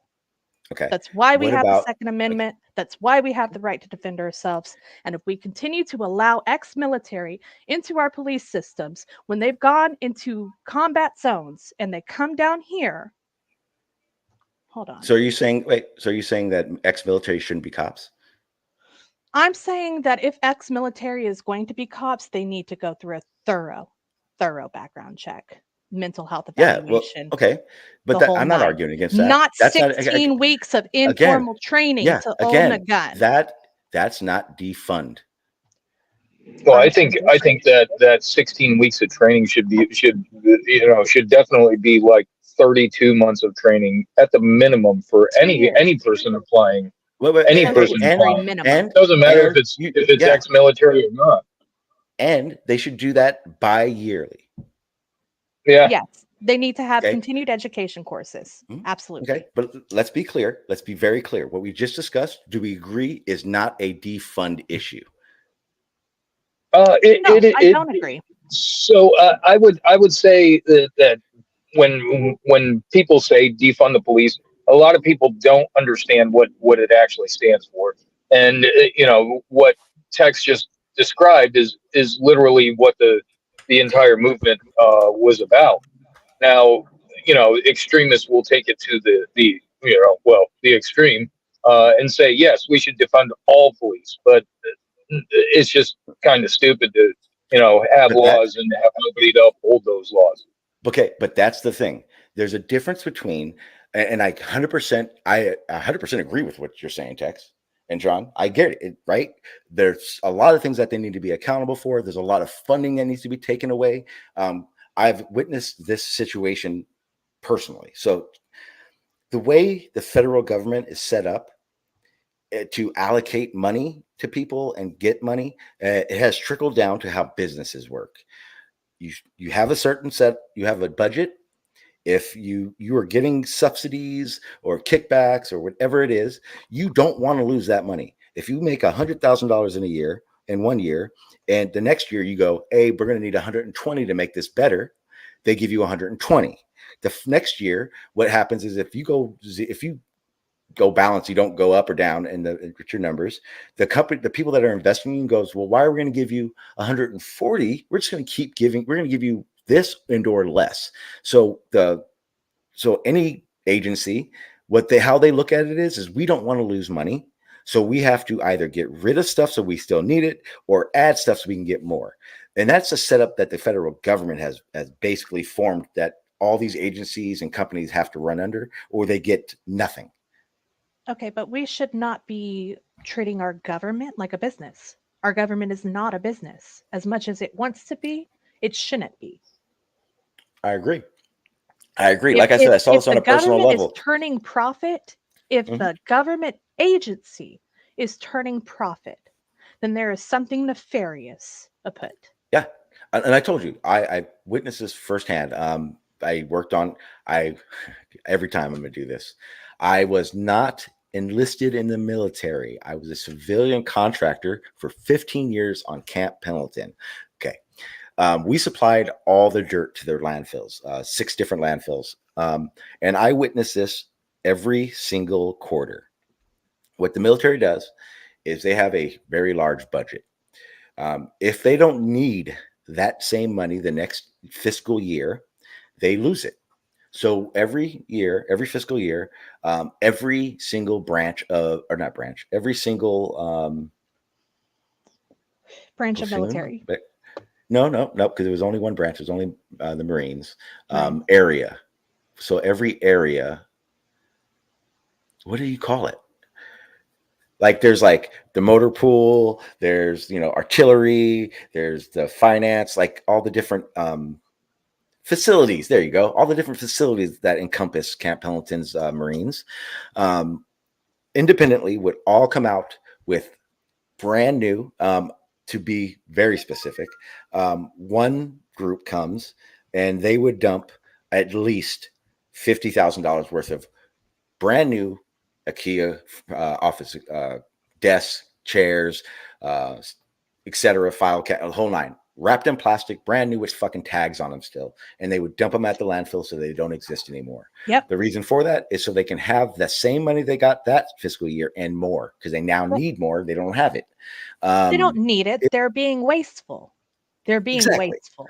Exactly. And they do this with just about anything you can fucking think of. I'm going to let you know right now, I survived 4 years worth of my backpack hiking trips on MREs. Why? Because every 6 months, every 4 or 5 months on military bases, they throw probably somewhere in the range of about 300 boxes of MREs. When I say boxes, that means there's probably about 25 in each box, and they're all brand new still. They do this every year. Every base I've ever been on does this. I've had arguments with, I've actually had a really heated argument. Do you remember Court Panda? I do. Yeah, me and him had an insanely huge argument because he was enlisted and he tried to tell me this practice doesn't happen. But yeah, trust me, nothing I'm saying now, I'm not in defense of these motherfuckers. I agree, but the fact is, to me, there are things that are needed. It'd be like saying we don't need a fire department. Everyone just learn to use a fucking hose. Absolutely. We need to have, first responders. Absolutely. Yes. But our first response team should prioritize EMT services over military grade equipment for the police department. How often are you going to use a fucking tank in a small town? Okay. I would say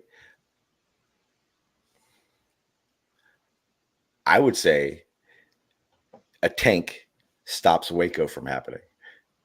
But it didn't, did it? They had 4 tanks. And Oh, okay. the federal government came out here. That's- And you know what happened? They murdered I'm dozens not. of children. I'm not defending. Just saying. God damn it. I think there is a level of force that a police department needs. You're right. I mean, this is the problem with the argument. In the state of Texas, Sean, hold on. Hang on. It sounds like this argument is one side and the other side. It's not. I agree with you. I don't think fucking Buda, Texas needs a fucking Apache helicopter.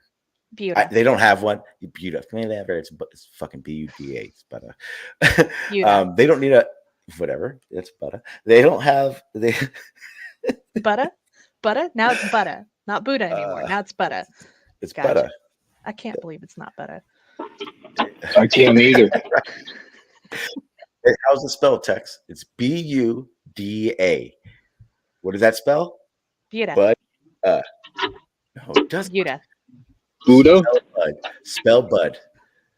Bud. Buddha? B-U-D. Spell Bud. B-U-D. Spell A.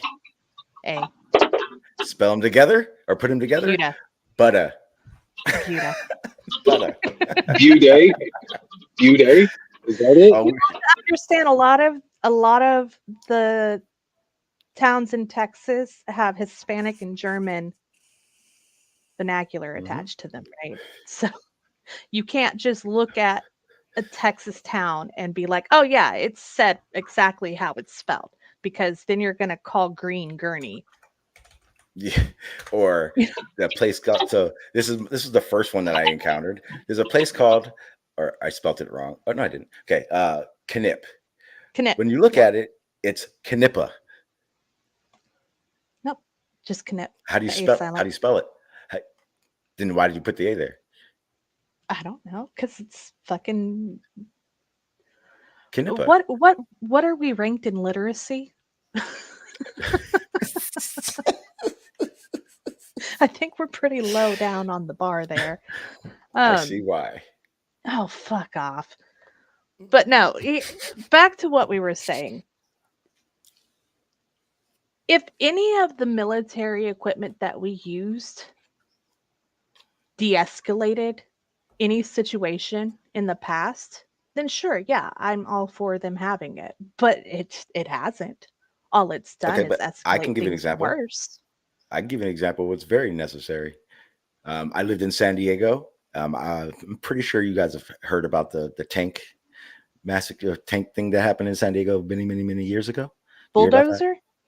No, not the bulldozer guy. A guy in San Diego. There's a National Guard facility in San Diego, Kearny Mesa to be specific.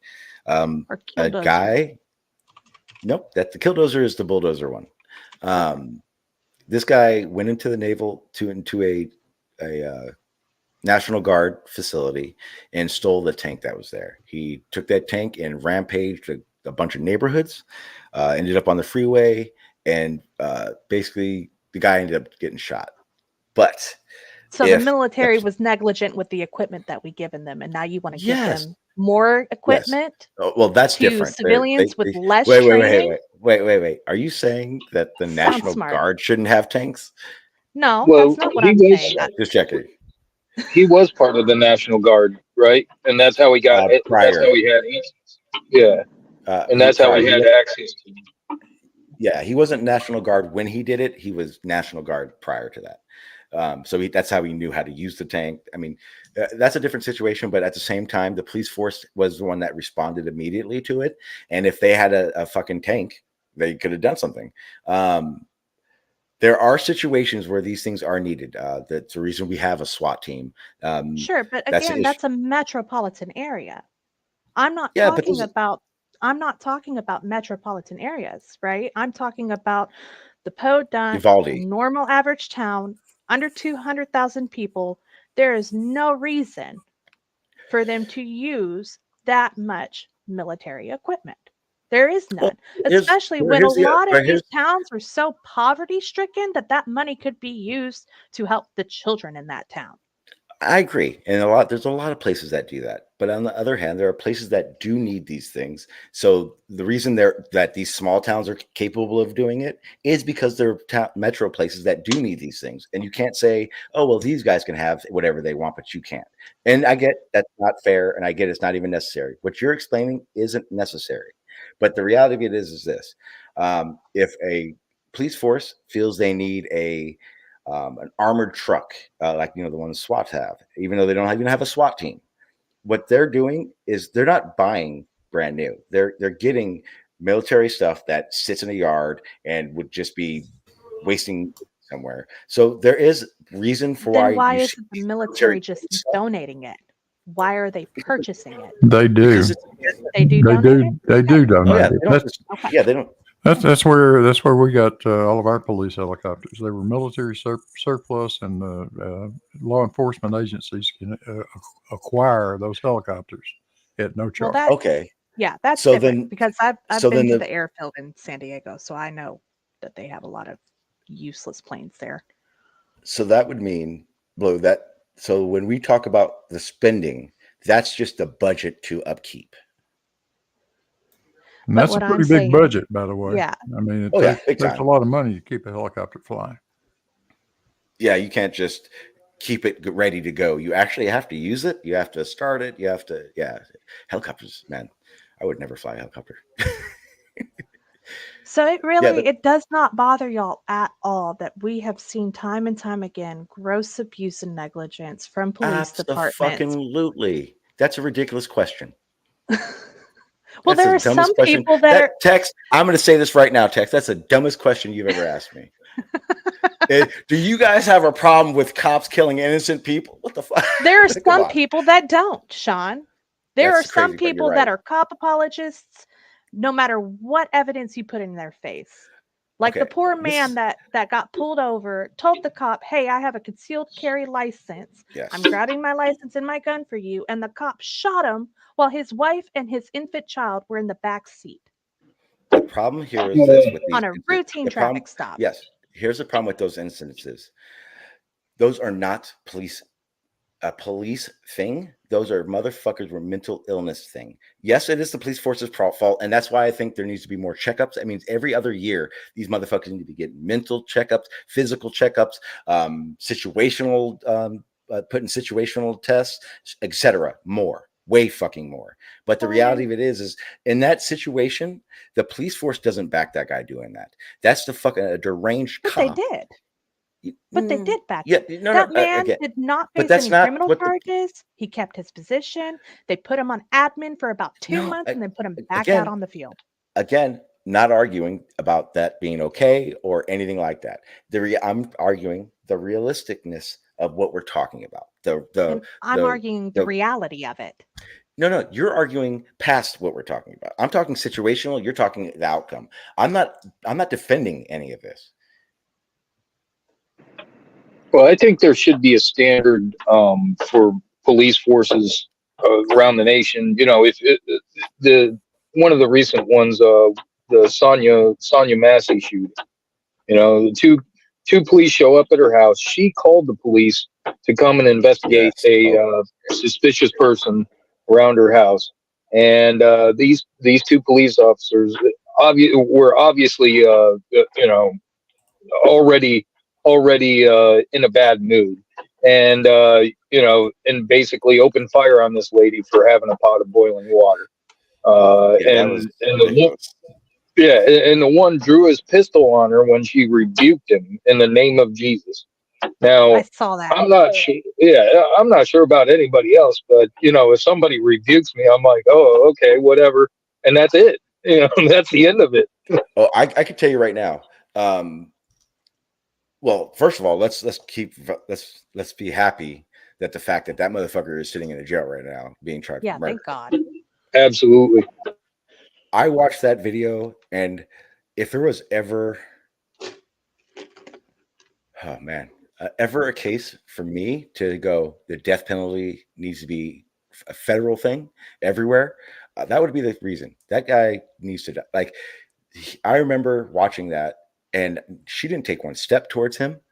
The part where he said that it was her threatening to throw the water on him was when she held the pot up to her face to out of reaction to a gun being pointed at her. And when the lieutenant sergeant came and was like, "What happened?" And he was like, "She threw the water and it landed at my feet." And so I like, wow, that I don't even, man, I've never seen, that was probably the worst thing I've ever seen as in police brutality. And I've seen a lot. And I know people are like, well, you didn't see that cop punch that lady in her mouth and her get knocked out, hit her head. Different. It's different. That, how bad that was. That should not have happened. That dude was, I don't even know what to say. Well, and I mean, there was. Go ahead. No, go ahead. I was just gonna say, you know, I don't hate cops, right? Like I was a hairstylist for 10 years. My best clients were police officers. But you can definitely tell when you're talking to these individuals and you're cutting 30 plus police officers' heads a day, what a good cop and a bad cop is. And unfortunately, when people scream this concept of ACAP, it's because when you are complacent to the wrongdoings of your coworkers, you are also a villain in that scenario, right? Complacency breeds violence. Yes. And I understand that many of them face extreme recourse for speaking up. So the culture of the police system needs to be remedied. And that's why defunding the police is a good concept, because then they have to build themselves back up as a good task force without federal funding. I'm not saying defund them all the way to the state level, still allow for municipalities to fund their own police systems. But there is no reason why the federal government should be in the pockets of a municipality's private police system. I have a question. Do you think this is a police, federal, a state, agency, group, branch issue? Or do you think this is just the nature of humans that we're having to deal with? So let me give you an example. All the things that you've listed that are bad, I 100% agree with. Do you think it is bred by the agencies they work for? Or do you think we're just seeing humans in these agencies that do these things? Well, I think the way that the system is set up, it promotes it, because there's the camaraderie that goes along with it, the brotherhood aspect of it, where you don't want to tell on your fellow coworkers. The idea that it's us against them, that's put into the training and everything else. So I would say it's more system wide, and that over time it's going to continue to be a problem just because of the way the system is set up. But nothing you said is different than a gang. Well, because the police are a gang. That's right. Well, but okay. Originally the police were a gang. Okay, right. But is it a system thing, or is it the deeds of humans? For instance, I know you guys know about the studies where they put college kids in a prison situation, and the guards went apeshit. No matter, like, every situation, the guards overreached their boundaries. Is it a human trait, or is it like? And what you said about it being almost a thing. What'd you say? It's a system wide.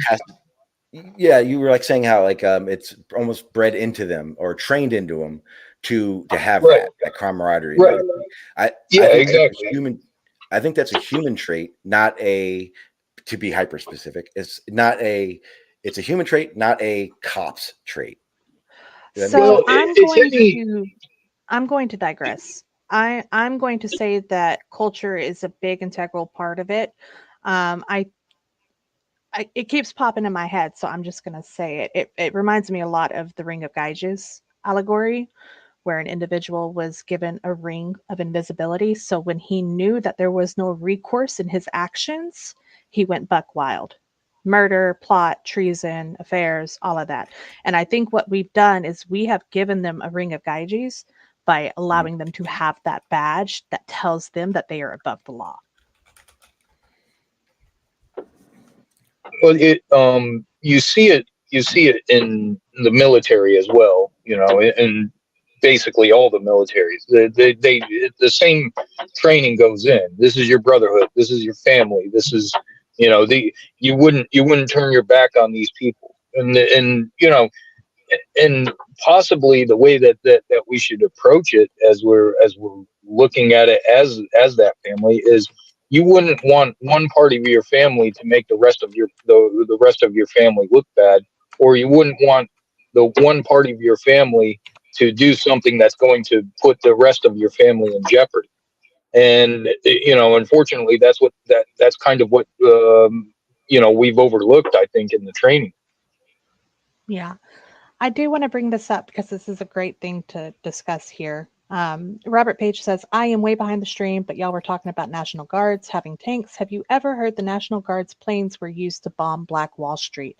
Yes. So Black Wall Street is a wild and crazy, but very apt example of military overreach, both on the federal and on the state level. I mean, it was a massacre. It was a massacre. All because Black Wall Street was profiting over regular Wall Street, and they didn't like the competition. So yes, they used military support to get rid of Black Wall Street. And Sean, if you've never, do you know Black Wall Street? Black Wall Street? Look up the hang video. on. So right now. yeah, because I'm looking at the devastation of Black Wall Street. Tulsa, Oklahoma, 1921, a wave of racial, damn, that was not a right word to mix up with. Racial violence destroys an afflicted African American community seen as a threat to white-dominated American capitalism. They actually bombed this place? Yes. And that's not even the worst of it. There's also the Tuskegee experiment, and then there's multiple Black communities that they just flooded, put a man-made lake there, and told the Black community, get the fuck out. You don't find anything right here, you might have to make a decision. Who bombed this place? So wait, I'm confused because I'm reading. Okay, it says So it says Oklahoma Greenwood District, known as Black Wall Street, was one of the most someone say that fucking. I'm not even sharing it. How are you guys going to tell me what it is? Share it so I can read it for you. Yeah, that's such a great idea. That's what you're here for. Do your job. I'm trying. You're making it difficult. Almost prosperous African American. Okay. So in 1921, Tulsa, Oklahoma's Greenwood District, known as Black Wall Street, was one of the most prosperous African American communities in the United States. But on May 31st of that year, the Tulsa Tribune reported that a Black man, Dick Rowland, attempted to rape a white woman, Sarah Page. Whites in the area refused to wait for the investigative process to play out, sparking 2 days of unprecedented racial violence. 35 city blocks went up in flames, 300 people died, and 800 were injured. Defense of white female virtue was the express motivation for the collective racial violence. Okay, so no one got bombed. God damn it! Don't say anything about anybody getting bombed. Oh god damn it! Number one, bombed by who? Air National Guard. The Air National Guard didn't goddamn exist in 1920. Yeah. Okay. He said. He says. Yeah. The comment said, "Have you ever heard the National Guard's planes were used to bomb Black Wall Street?" I don't know why I didn't instantly catch that. I know. I put it up on the thing and everything. It's like you're not even reading the comment. At that point, we had a fledgling U.S. Army Air Force. I'm sorry. Okay, hey, I hope we haven't deflated your fun, Robert Page, but debunked. When the fuck was the first National Guard plane? When was the National Guard? Wait, no, National Guard was around. They didn't have. Wait, yeah, none of that makes sense. Yeah, this says National Museum of African American History and Culture says National Guard machine gun crew during Tulsa raid riot 6/1/121, and there's an image here. Oh, that's possible. Let me share screen here. One moment. So it's not necessarily that Okay. the National Guard was bombing, but there was some National Guard help or form of assistance. National Guard, yeah, with a Okay. machine gun crew that went and helped incite violence against Black Wall Street. Keep in mind, this was a common issue back then, right? Where individuals, white women specifically, would claim, oh, I was raped by this man, because the man would look at her funny, or the man didn't hold the door open for her, or this, that, and the other. Oh God, what is that poor boy's name? There was an individual that had to deal with this in Texas, and they strung that boy up, burned him to death, dismembered his body, and then had a picnic as an event for it, all because a woman claimed that she was raped. And then on her deathbed, as she was dying, she confessed that she had made it up. Wow. Yeah, history is not good. Do you know about the History is not Tuskegee good. experiments? Oh yeah, absolutely. Okay, so I don't have to go over that. But we can see there is trend. There is a trend of racial defiant or racial violence perpetrated by both federal and local municipalities and their police force or their military forces, right? Going back to what you were saying about, like, do I think, is it a federal issue? Is it a humanity issue? Is it a culture issue? I'm going to agree with Sai here, and say it's all of the above. It's such a nuanced topic that there is a lot of variability in play. But we need to break down our police force and build it back up the way that we need it to be. And I don't think that is too outside of the realm of rationality, considering that that is how most military training goes, right? We're going to break you down as a person and build you back up into the strong Marine we need you to be, and vice versa, you know? So I don't think that it's unreasonable to say that we need to put more vested effort into policing our police forces. I can agree with that part.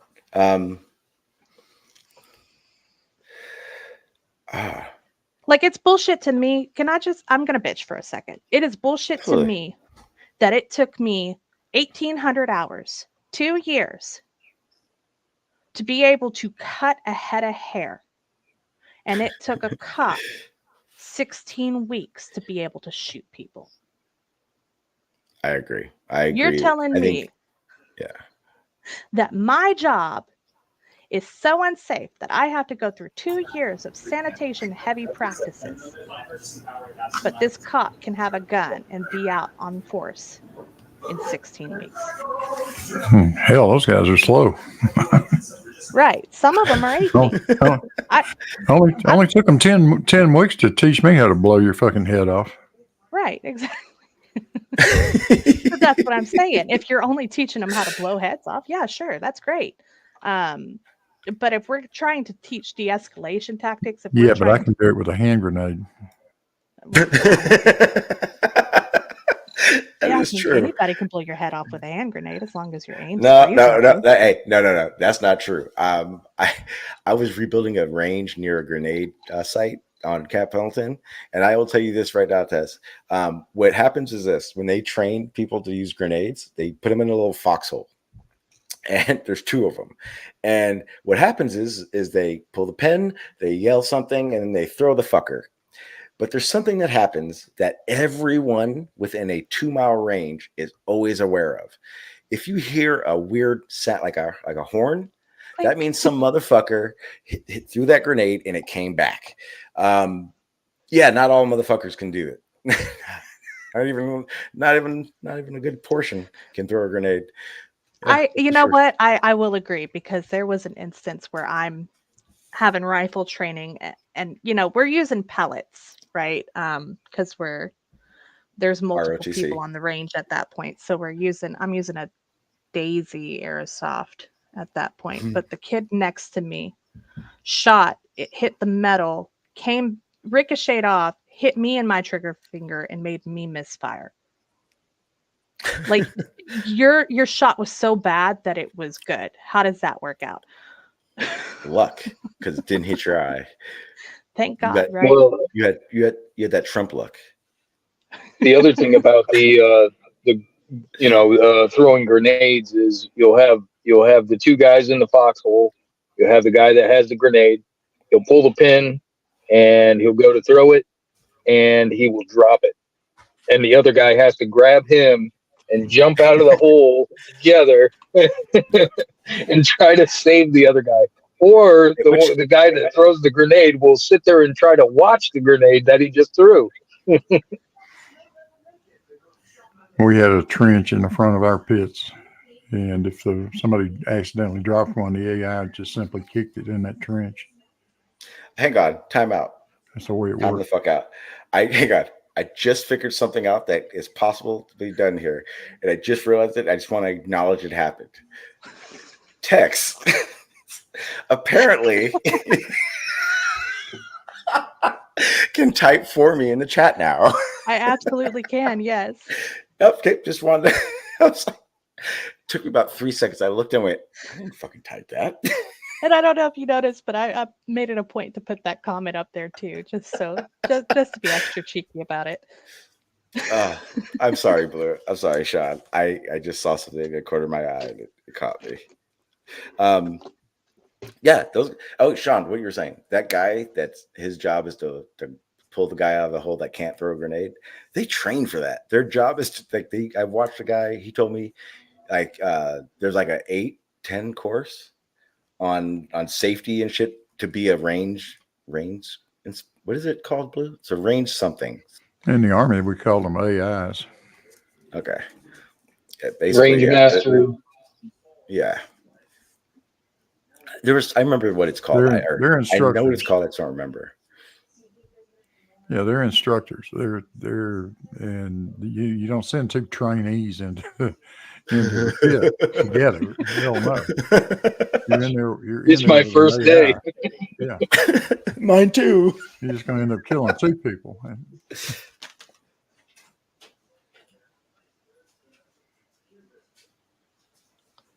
I do want to say real fast, Sean, it is 11:40. So I don't know if you want to move on to aetherband because I see that is in your topics for today. But I know you wanted to try to finish this out early. Yeah. I want to finish the hearing because the very end of this is actually the good part. We're not going to do aetherband today because Travis isn't here, and I kind of want him to be here for it. And if we start that, it's going to be 2 hours, 2.5 hours of that. Yeah. So we're not going to end it right now, not close, but I do want to finish this out and we'll see what happens from there. Yeah, I just wanted to give you the wrap up signal. Thank you. I do appreciate that. Yeah, so I want to play the rest of this just so we can play the rest of it because I actually thoroughly enjoyed the last part of this. So we'll play that and then we'll go from there, guys. Those details after 9 days, Director, then what you're telling me is that you guys didn't see it. Is that correct? I am telling you, I don't have all the details of the sequence at this time. Director, it's been 9 days. Either you have the information or you do not. Is that correct? We are still in the process of conducting interviews and an investigation. Some of my colleagues have texted me over the last couple days, bipartisan, about whether you should lose your job. And I've been quiet on that question because I wanted to see what you were going to do today. In my opinion, you do need to be fired immediately. And it is because this is gross incompetence. And the fact that it's been 9 days, and these are simple questions to answer. I'm quite sure if I asked any one of my kids if they got in trouble and I told them to give me the details, I would get more answers from them than I'm getting from you right now. And that's what's frustrating on a bipartisan basis, on a nonpartisan basis. This is a joke. And Director, you're in charge. And that's why you need to go. Mr. Chair. Yeah, so. He smacked her down with the vengeance of righteous fury. And everything he said was 100% what the fuck? Like, why? I love him. I My- gotta find that guy's name so I can vote for him later. I guess my question for him is he also had 9 days to provide all of those questions to her so that she could come prepared with answers. Why was that not done? It sounds to me like the congressman needs to be fired immediately. Really? Really? No, I disagree, Blue. It's no, really. I mean, you you bring somebody in there that was not at the scene. She, admittedly, but she probably should have been better prepared or had some people with her that would have had those answers, but she didn't. Well, there's nothing stopping these assholes that sit up there in their righteous indignation, asking those very pointed, very detailed questions, from providing the questions to the person that's going to come and Why? provide responses ahead of time. Why the Why fuck not? Because why not? Because I look at those hearings as being, if any of us had the opportunity to ask the questions that we had for that, and that would have been a situation of you don't get to prepare to answer questions about something that already had happened. Why You should not? be able You to just got 9 answer days because it's to your job. Let me interject. It's your job here. to. You got 9 days Yeah. to prepare the questions. Give me 9 days to come up with the answers. They gave she her the had- topic. She understood why she was going there. Why was she not prepared? If you go to a business meeting and your boss says you're in trouble because of this and I want answers, Trust is it me, I've not been your to plenty of 'em. obligation as an individual to make sure that you are fully prepared to go above in front of your boss and answer any and every question that he could possibly have for you? If a plant manager pulled the shit that she pulled, they would not have a job. If a military personnel pulled the shit that she pulled, they would not have a job. There is no excuse. If you go before a military board, they're not going to prepare you questions to answer, are No, they? hang on. I agree with that because look, this is how I look at it. This is the same situation as if you're on a construction site and something happens, and the owner of the company comes out and goes, "What happened?" The guy shouldn't go. The boss shouldn't call the guy and go, "Hey, I'm about to come out there and ask you what happened. So be ready to tell me what happened." And the foreman of the site isn't going, he's not going to tell the boss, "Hey, boss, I need a week to fucking gather my thoughts and figure out what happened." It's what happened. Tell me, and the response should be there. As a director, your job is to know everything that happened and make a report for that. Wait To a me, minute. it didn't seem like she didn't talk about that report at all. Well, she didn't have the full report though, and that's what she kept bringing up. Well, that's the question that you should we should be asking, like we brought up before. The person that was in charge of that team, they should be the ones that are at that meeting answering these questions. The director, should have said, I'm going to let so and so, whoever was in charge of that team, be in charge of this. They're the ones that are going to answer your questions because I can only go off of what they're telling me. I was the only thing I was in charge of was hiring this person. If And it's a she should have mistake, thrown was that a mistake motherfucker was under made. the bus. Hang on, Tex. What's up? Sorry. If there was a mistake, that is the mistake that was made. That's exactly right. Don't try to tell me that the director is supposed to know everything that everybody that works for her knows. That's bullshit. I think that in that situation, no, yeah, I do too. In that situation, then she should have been more forthcoming of that. Yeah, I think that she should have pressed a little bit harder to hold the person that needed to be accountable. I think she should have had a team there with at least the head of whoever the operation was behind her and a couple of other people, maybe an HR individual or somebody that, is under her to help her fill in the gaps, right? At that point, she could have just said, I'm going to confer to this individual because they understand the nuance where I don't. It sounded to me like she was not trying to throw whoever's fault it really was under the bus. And that's the confusing part to me. Yeah. You're right. I'm sorry. After 9 days, she should have had a lot more fucking answers.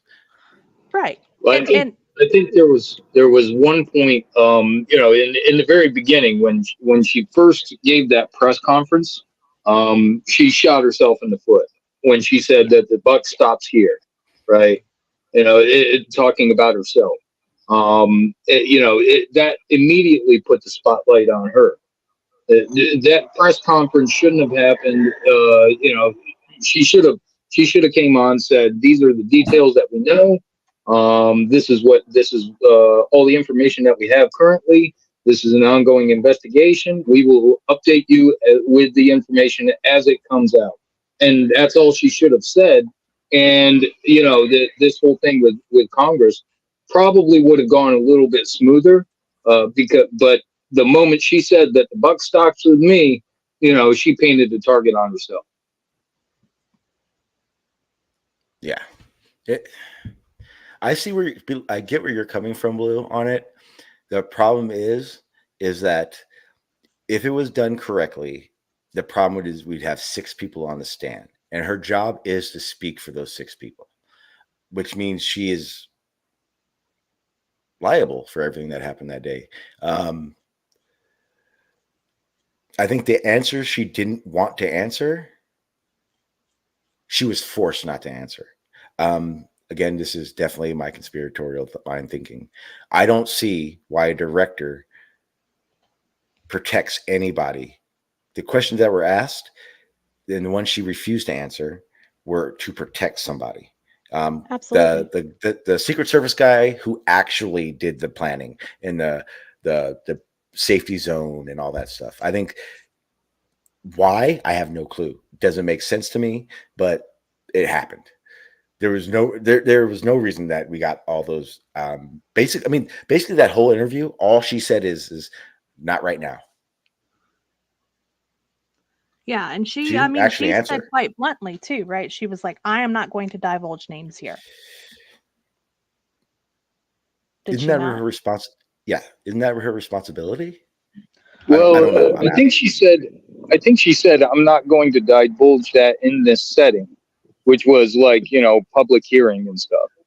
And, I can kind of see that because, right, you at that point, you're putting the target on somebody else. Now, granted, it was their fault, but, at the same time, why would you do that for a public hearing when the political landscape is so aggressive?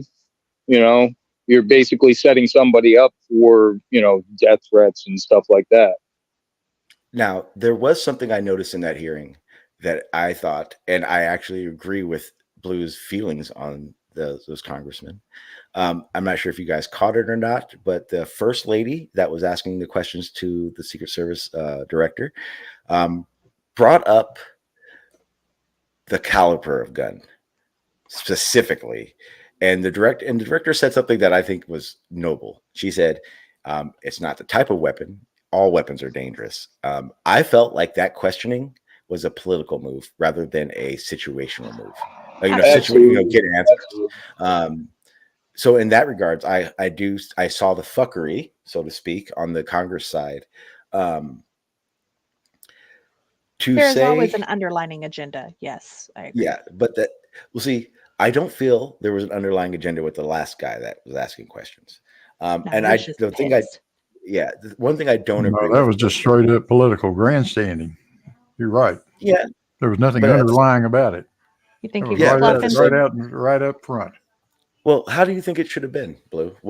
How should that question have gone then? Do you think the questions would have been answered if she had gotten the questions pre-hearing? I think then you would have no excuse for not getting the answers. Okay, I see what you're saying. Okay. Oh, okay. That I actually think you makes provide a list of questions and say, this is what we expect you to be able to come to the table with. Then she has no excuse for not having the answers. You just open the door for her to say, I don't know.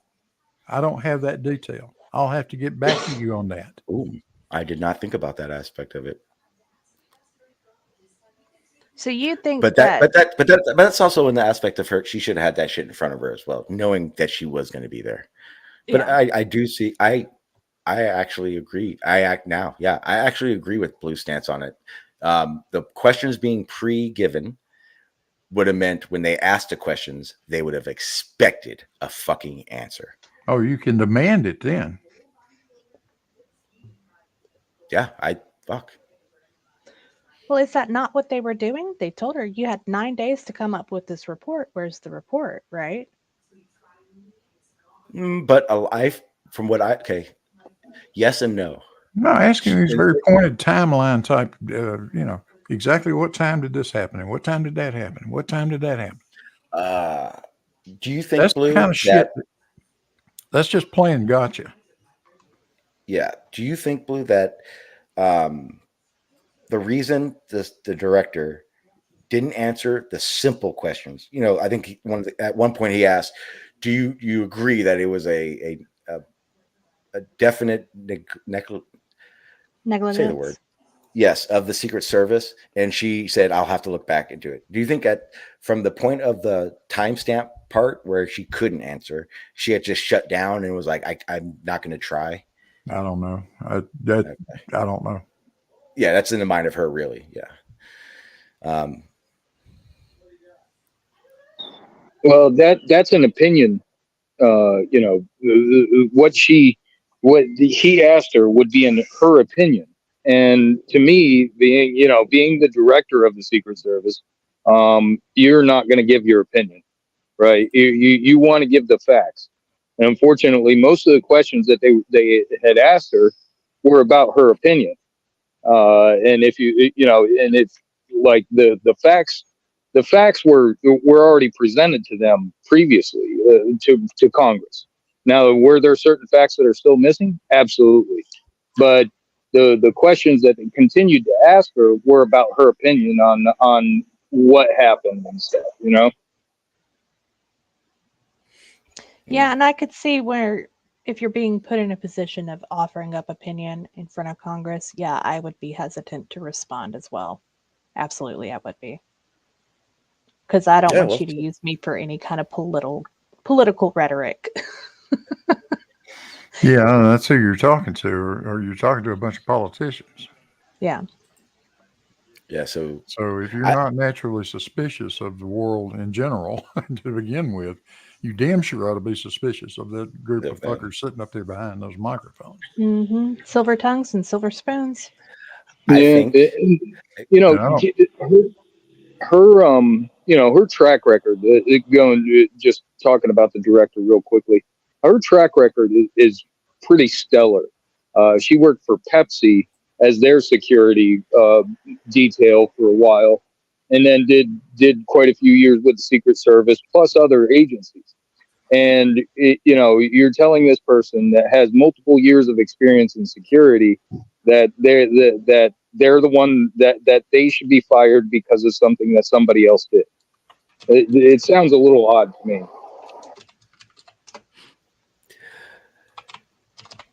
Yeah, so I think we're going to go ahead and end it out here. I think the real winner is Blue, because he did bring the reality of what we were talking about. I do appreciate that, Blue, because I didn't think about it that way. In that situation of the congressman and their agenda, and then the reason why, because you heard me, Blue. The second you were like, why didn't they give her the questions 9 days ago? And I was like, why the fuck would they do that? That's fucking stupid. That's fucking dumb. Why? Like, they're supposed to answer questions on this. That does bring really good light to why, because then there is no excuse. There is no 60 days. There's no excuses. This is what you're going to be asked. You better figure that shit out, because the people want to know these specific questions. I don't think, for people listening, I don't think any of us are suddenly like, oh, everything's okay now. There are obviously red flags. Doesn't change my position on the fuckery part of it. It does change my position on why the director acted the way she did. I'm not going to lie. I've watched that hearing, what we watched, probably about 12 times. And here was the first time I actually noticed the first person, Congress lady, do the gun thing. So I think, investigating these things reviewing your evidence multiple times is very important. The one thing I love about these panels is because doing the what's correct and what is in my mind auto hoax blah blah blah is very difficult to do by yourself. And then when you have a panel of people, you're able to bounce things around. You're able to get to a conclusion in your own head better, and it doesn't always need to be a shit show. And I think that's very important. That's what I love about this, and that's why I like you guys so damn much, because you guys are capable of doing so and helping me ultimately, because I'm the one talking right now, helping me understanding things better and come to a better conclusion or better path to get to my conclusion. Because obviously this isn't the end of everything, and my conclusion would be shit right now with only 1% of information from that day. But we're going to look into it a lot fucking more, and it will be talked about quite a bit because it's a big deal, very big deal. I am going to wrap it up. I got some things to do today to take care of, so I am free for tomorrow. Other than that, I'm going to get a hold of Travis. The next stream will probably be the first thing we talk about will be the aetherband. That would be the plain truth. Travis, he was here a little while ago. And his Horizon upload that he sent to me to look at. Me and Tex, we went over to his channel yesterday and talked about it. So I have a very good idea where he's coming from, and I am more in a rational mind of that I've acknowledged his other claims, Tex. So Wednesday will be fun. Trying to think of the things that I want to talk about. Tomorrow we're busy. Yes, tomorrow is a busy day, busy day, and it will not involve anything to do with people online. Anyway, we're going to go ahead and get out of here. Blue, Sean, anyone want to start? Want to sound off, say goodbye to everyone? Yeah, well, thanks for letting me in here, Sean. Yes, sir. All I'll say is Trump is a lucky guy because that kid was a shit shot. 130 yards with an M16. When I was 20 years old, you are a dead man. Yes, sir. I won't even kneel down. That's a standing shot. And I will put one through you center mass every time. Yes. Yes. Trump's lucky. Very. Thank you, sir. Appreciate it. Sean, you want to throw some out there? I think you may be a little busy. Tex, you can do it after Tex if you can come back. I don't really have anything to share. I want to say thank you to Blue and Shane for being here, or Sean for being here, and Shane when he was in here. Always a pleasure discussing things with you guys, especially Blue, because he likes to pick at me. Well, he helped set us straight, and I did appreciate that part. That was a real eye opener to realize how it works. I don't really think about it too much. It's crazy. I will talk to you probably right after this. Sean, oh, there you go. Sean, you wanted to throw something out there? Actually, I can't because someone just put the text up there, so I couldn't see if he was muted or not. He's muted still. Yeah. Yes. Sorry. Yeah, I just saw it. No worries. Yeah, so I'm going to go ahead and get the hell out of here. Anything coming up that I remember off the hand? Still working out things with that iron work guy to get that going. I know I'm in the works. I'm going to try this week. Wednesday may be the best day. It'd be like a pure flat earth day. Because I'm going to do the Travis thing. I'm going to try to get my buddy, real flat earther Marty, in here. I want to kind of get an origin story from him. I've known him for a very long time, and I honestly don't think I've ever asked him. It's not going to be a debate. It's not going to be a you're wrong or you're stupid. I just want to hear him out, get to know Marty more. With that, also, who else was it that I wanted to? Oh, Dan. I'm thinking about having a good one-on-one with Dan. He has some things going on. So we'll see about that. I heard that. And other than that, I can't think of anything. So I'm going to stop fucking rambling. I am going to leave this so that I can do my little 1-2 minute no one's around rant that I do every day. And I will see you guys in Probably about 5-10 minutes, somewhere about.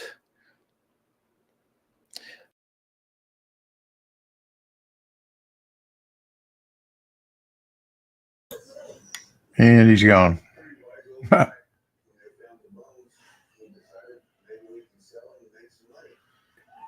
got to figure out how to do this so they can't hear you guys without kicking you out. Well, I can be quiet. No, yeah, okay. Yeah, we'll just do it that way. Give me 30 seconds. All right, guys. Thank you guys for being here. I do fucking appreciate it. Oh, wait. Before I do that, you guys have to wait until my intro is done to talk again. It's another thing I have to get used to because I'm not on OBS, so I can't just get rid of you guys, and I don't want to. But yeah, I got to figure that out. It'll be fun. So just give me a second. With that being said, guys, thank you guys for being here. I do appreciate everyone that joining in the chat, everyone that was on the panel. You guys make this what it is. It makes it so I want to get up at 8 o'clock in the morning when I don't have to and get things together and have these conversations because I want to understand things and I want other people to have a better understanding of these things than just in their own heads because it's not a good way to come to conclusions. Like I said, there are a lot of things in the work. I want to get these things going pretty quick because I want to be more active. It's not going to be an everyday thing right now, but it will eventually get to that because I do enjoy this immensely. Thank you guys. I'm going to shut the fuck up now and stop ranting and get the hell out of here so I can get the things I got to do in the day done. I will be around. Usually I hang out in the MMM server at Discord. That link is in the chat. Make sure you guys go check out that QNFee guy. He is a flat earther, but he does call out flat earthers, and I do appreciate that regardless. I like to call out Glovers because sometimes you guys sound like shit and you need to be called out. So I do appreciate anyone that does that because it's not for the faint heart, and a lot of people hate it with a passion, but it needs to be done. Go check out Travis because he's back at it with his Horizon stuff. So you guys know what the fuck we're talking about when we're talking to Travis. Other than that, there's nothing on the Duffy realm. Yep, that's it. Peace. If it disagrees with experiment, it's wrong. And that simple statement is the key to science. It doesn't make a difference how beautiful your guess is. It doesn't make a difference how smart you are, who made the guess, or what his name is. If it disagrees with experiment, it's wrong.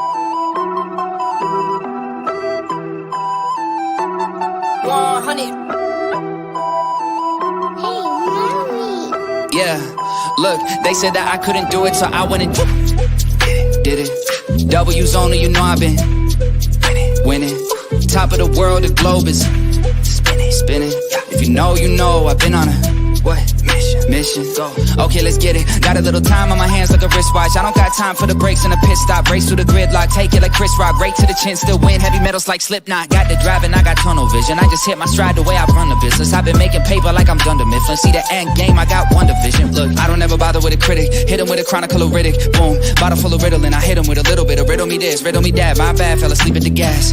No time to wait though. Elon Musk, I'm trying to bankroll. New Tesla just cause I say so. Electric whip like Ivan Van Gogh.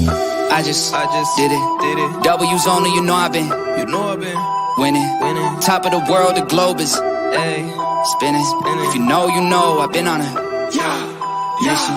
Okay, let's get it. I've been on a mission like totally spice. I'm baddie, she bad, but she totally nice. Eu sou blue and a toast with like white. They complete me, me ciao, dat is so for my leg. He knew it for sure, but he left with a why.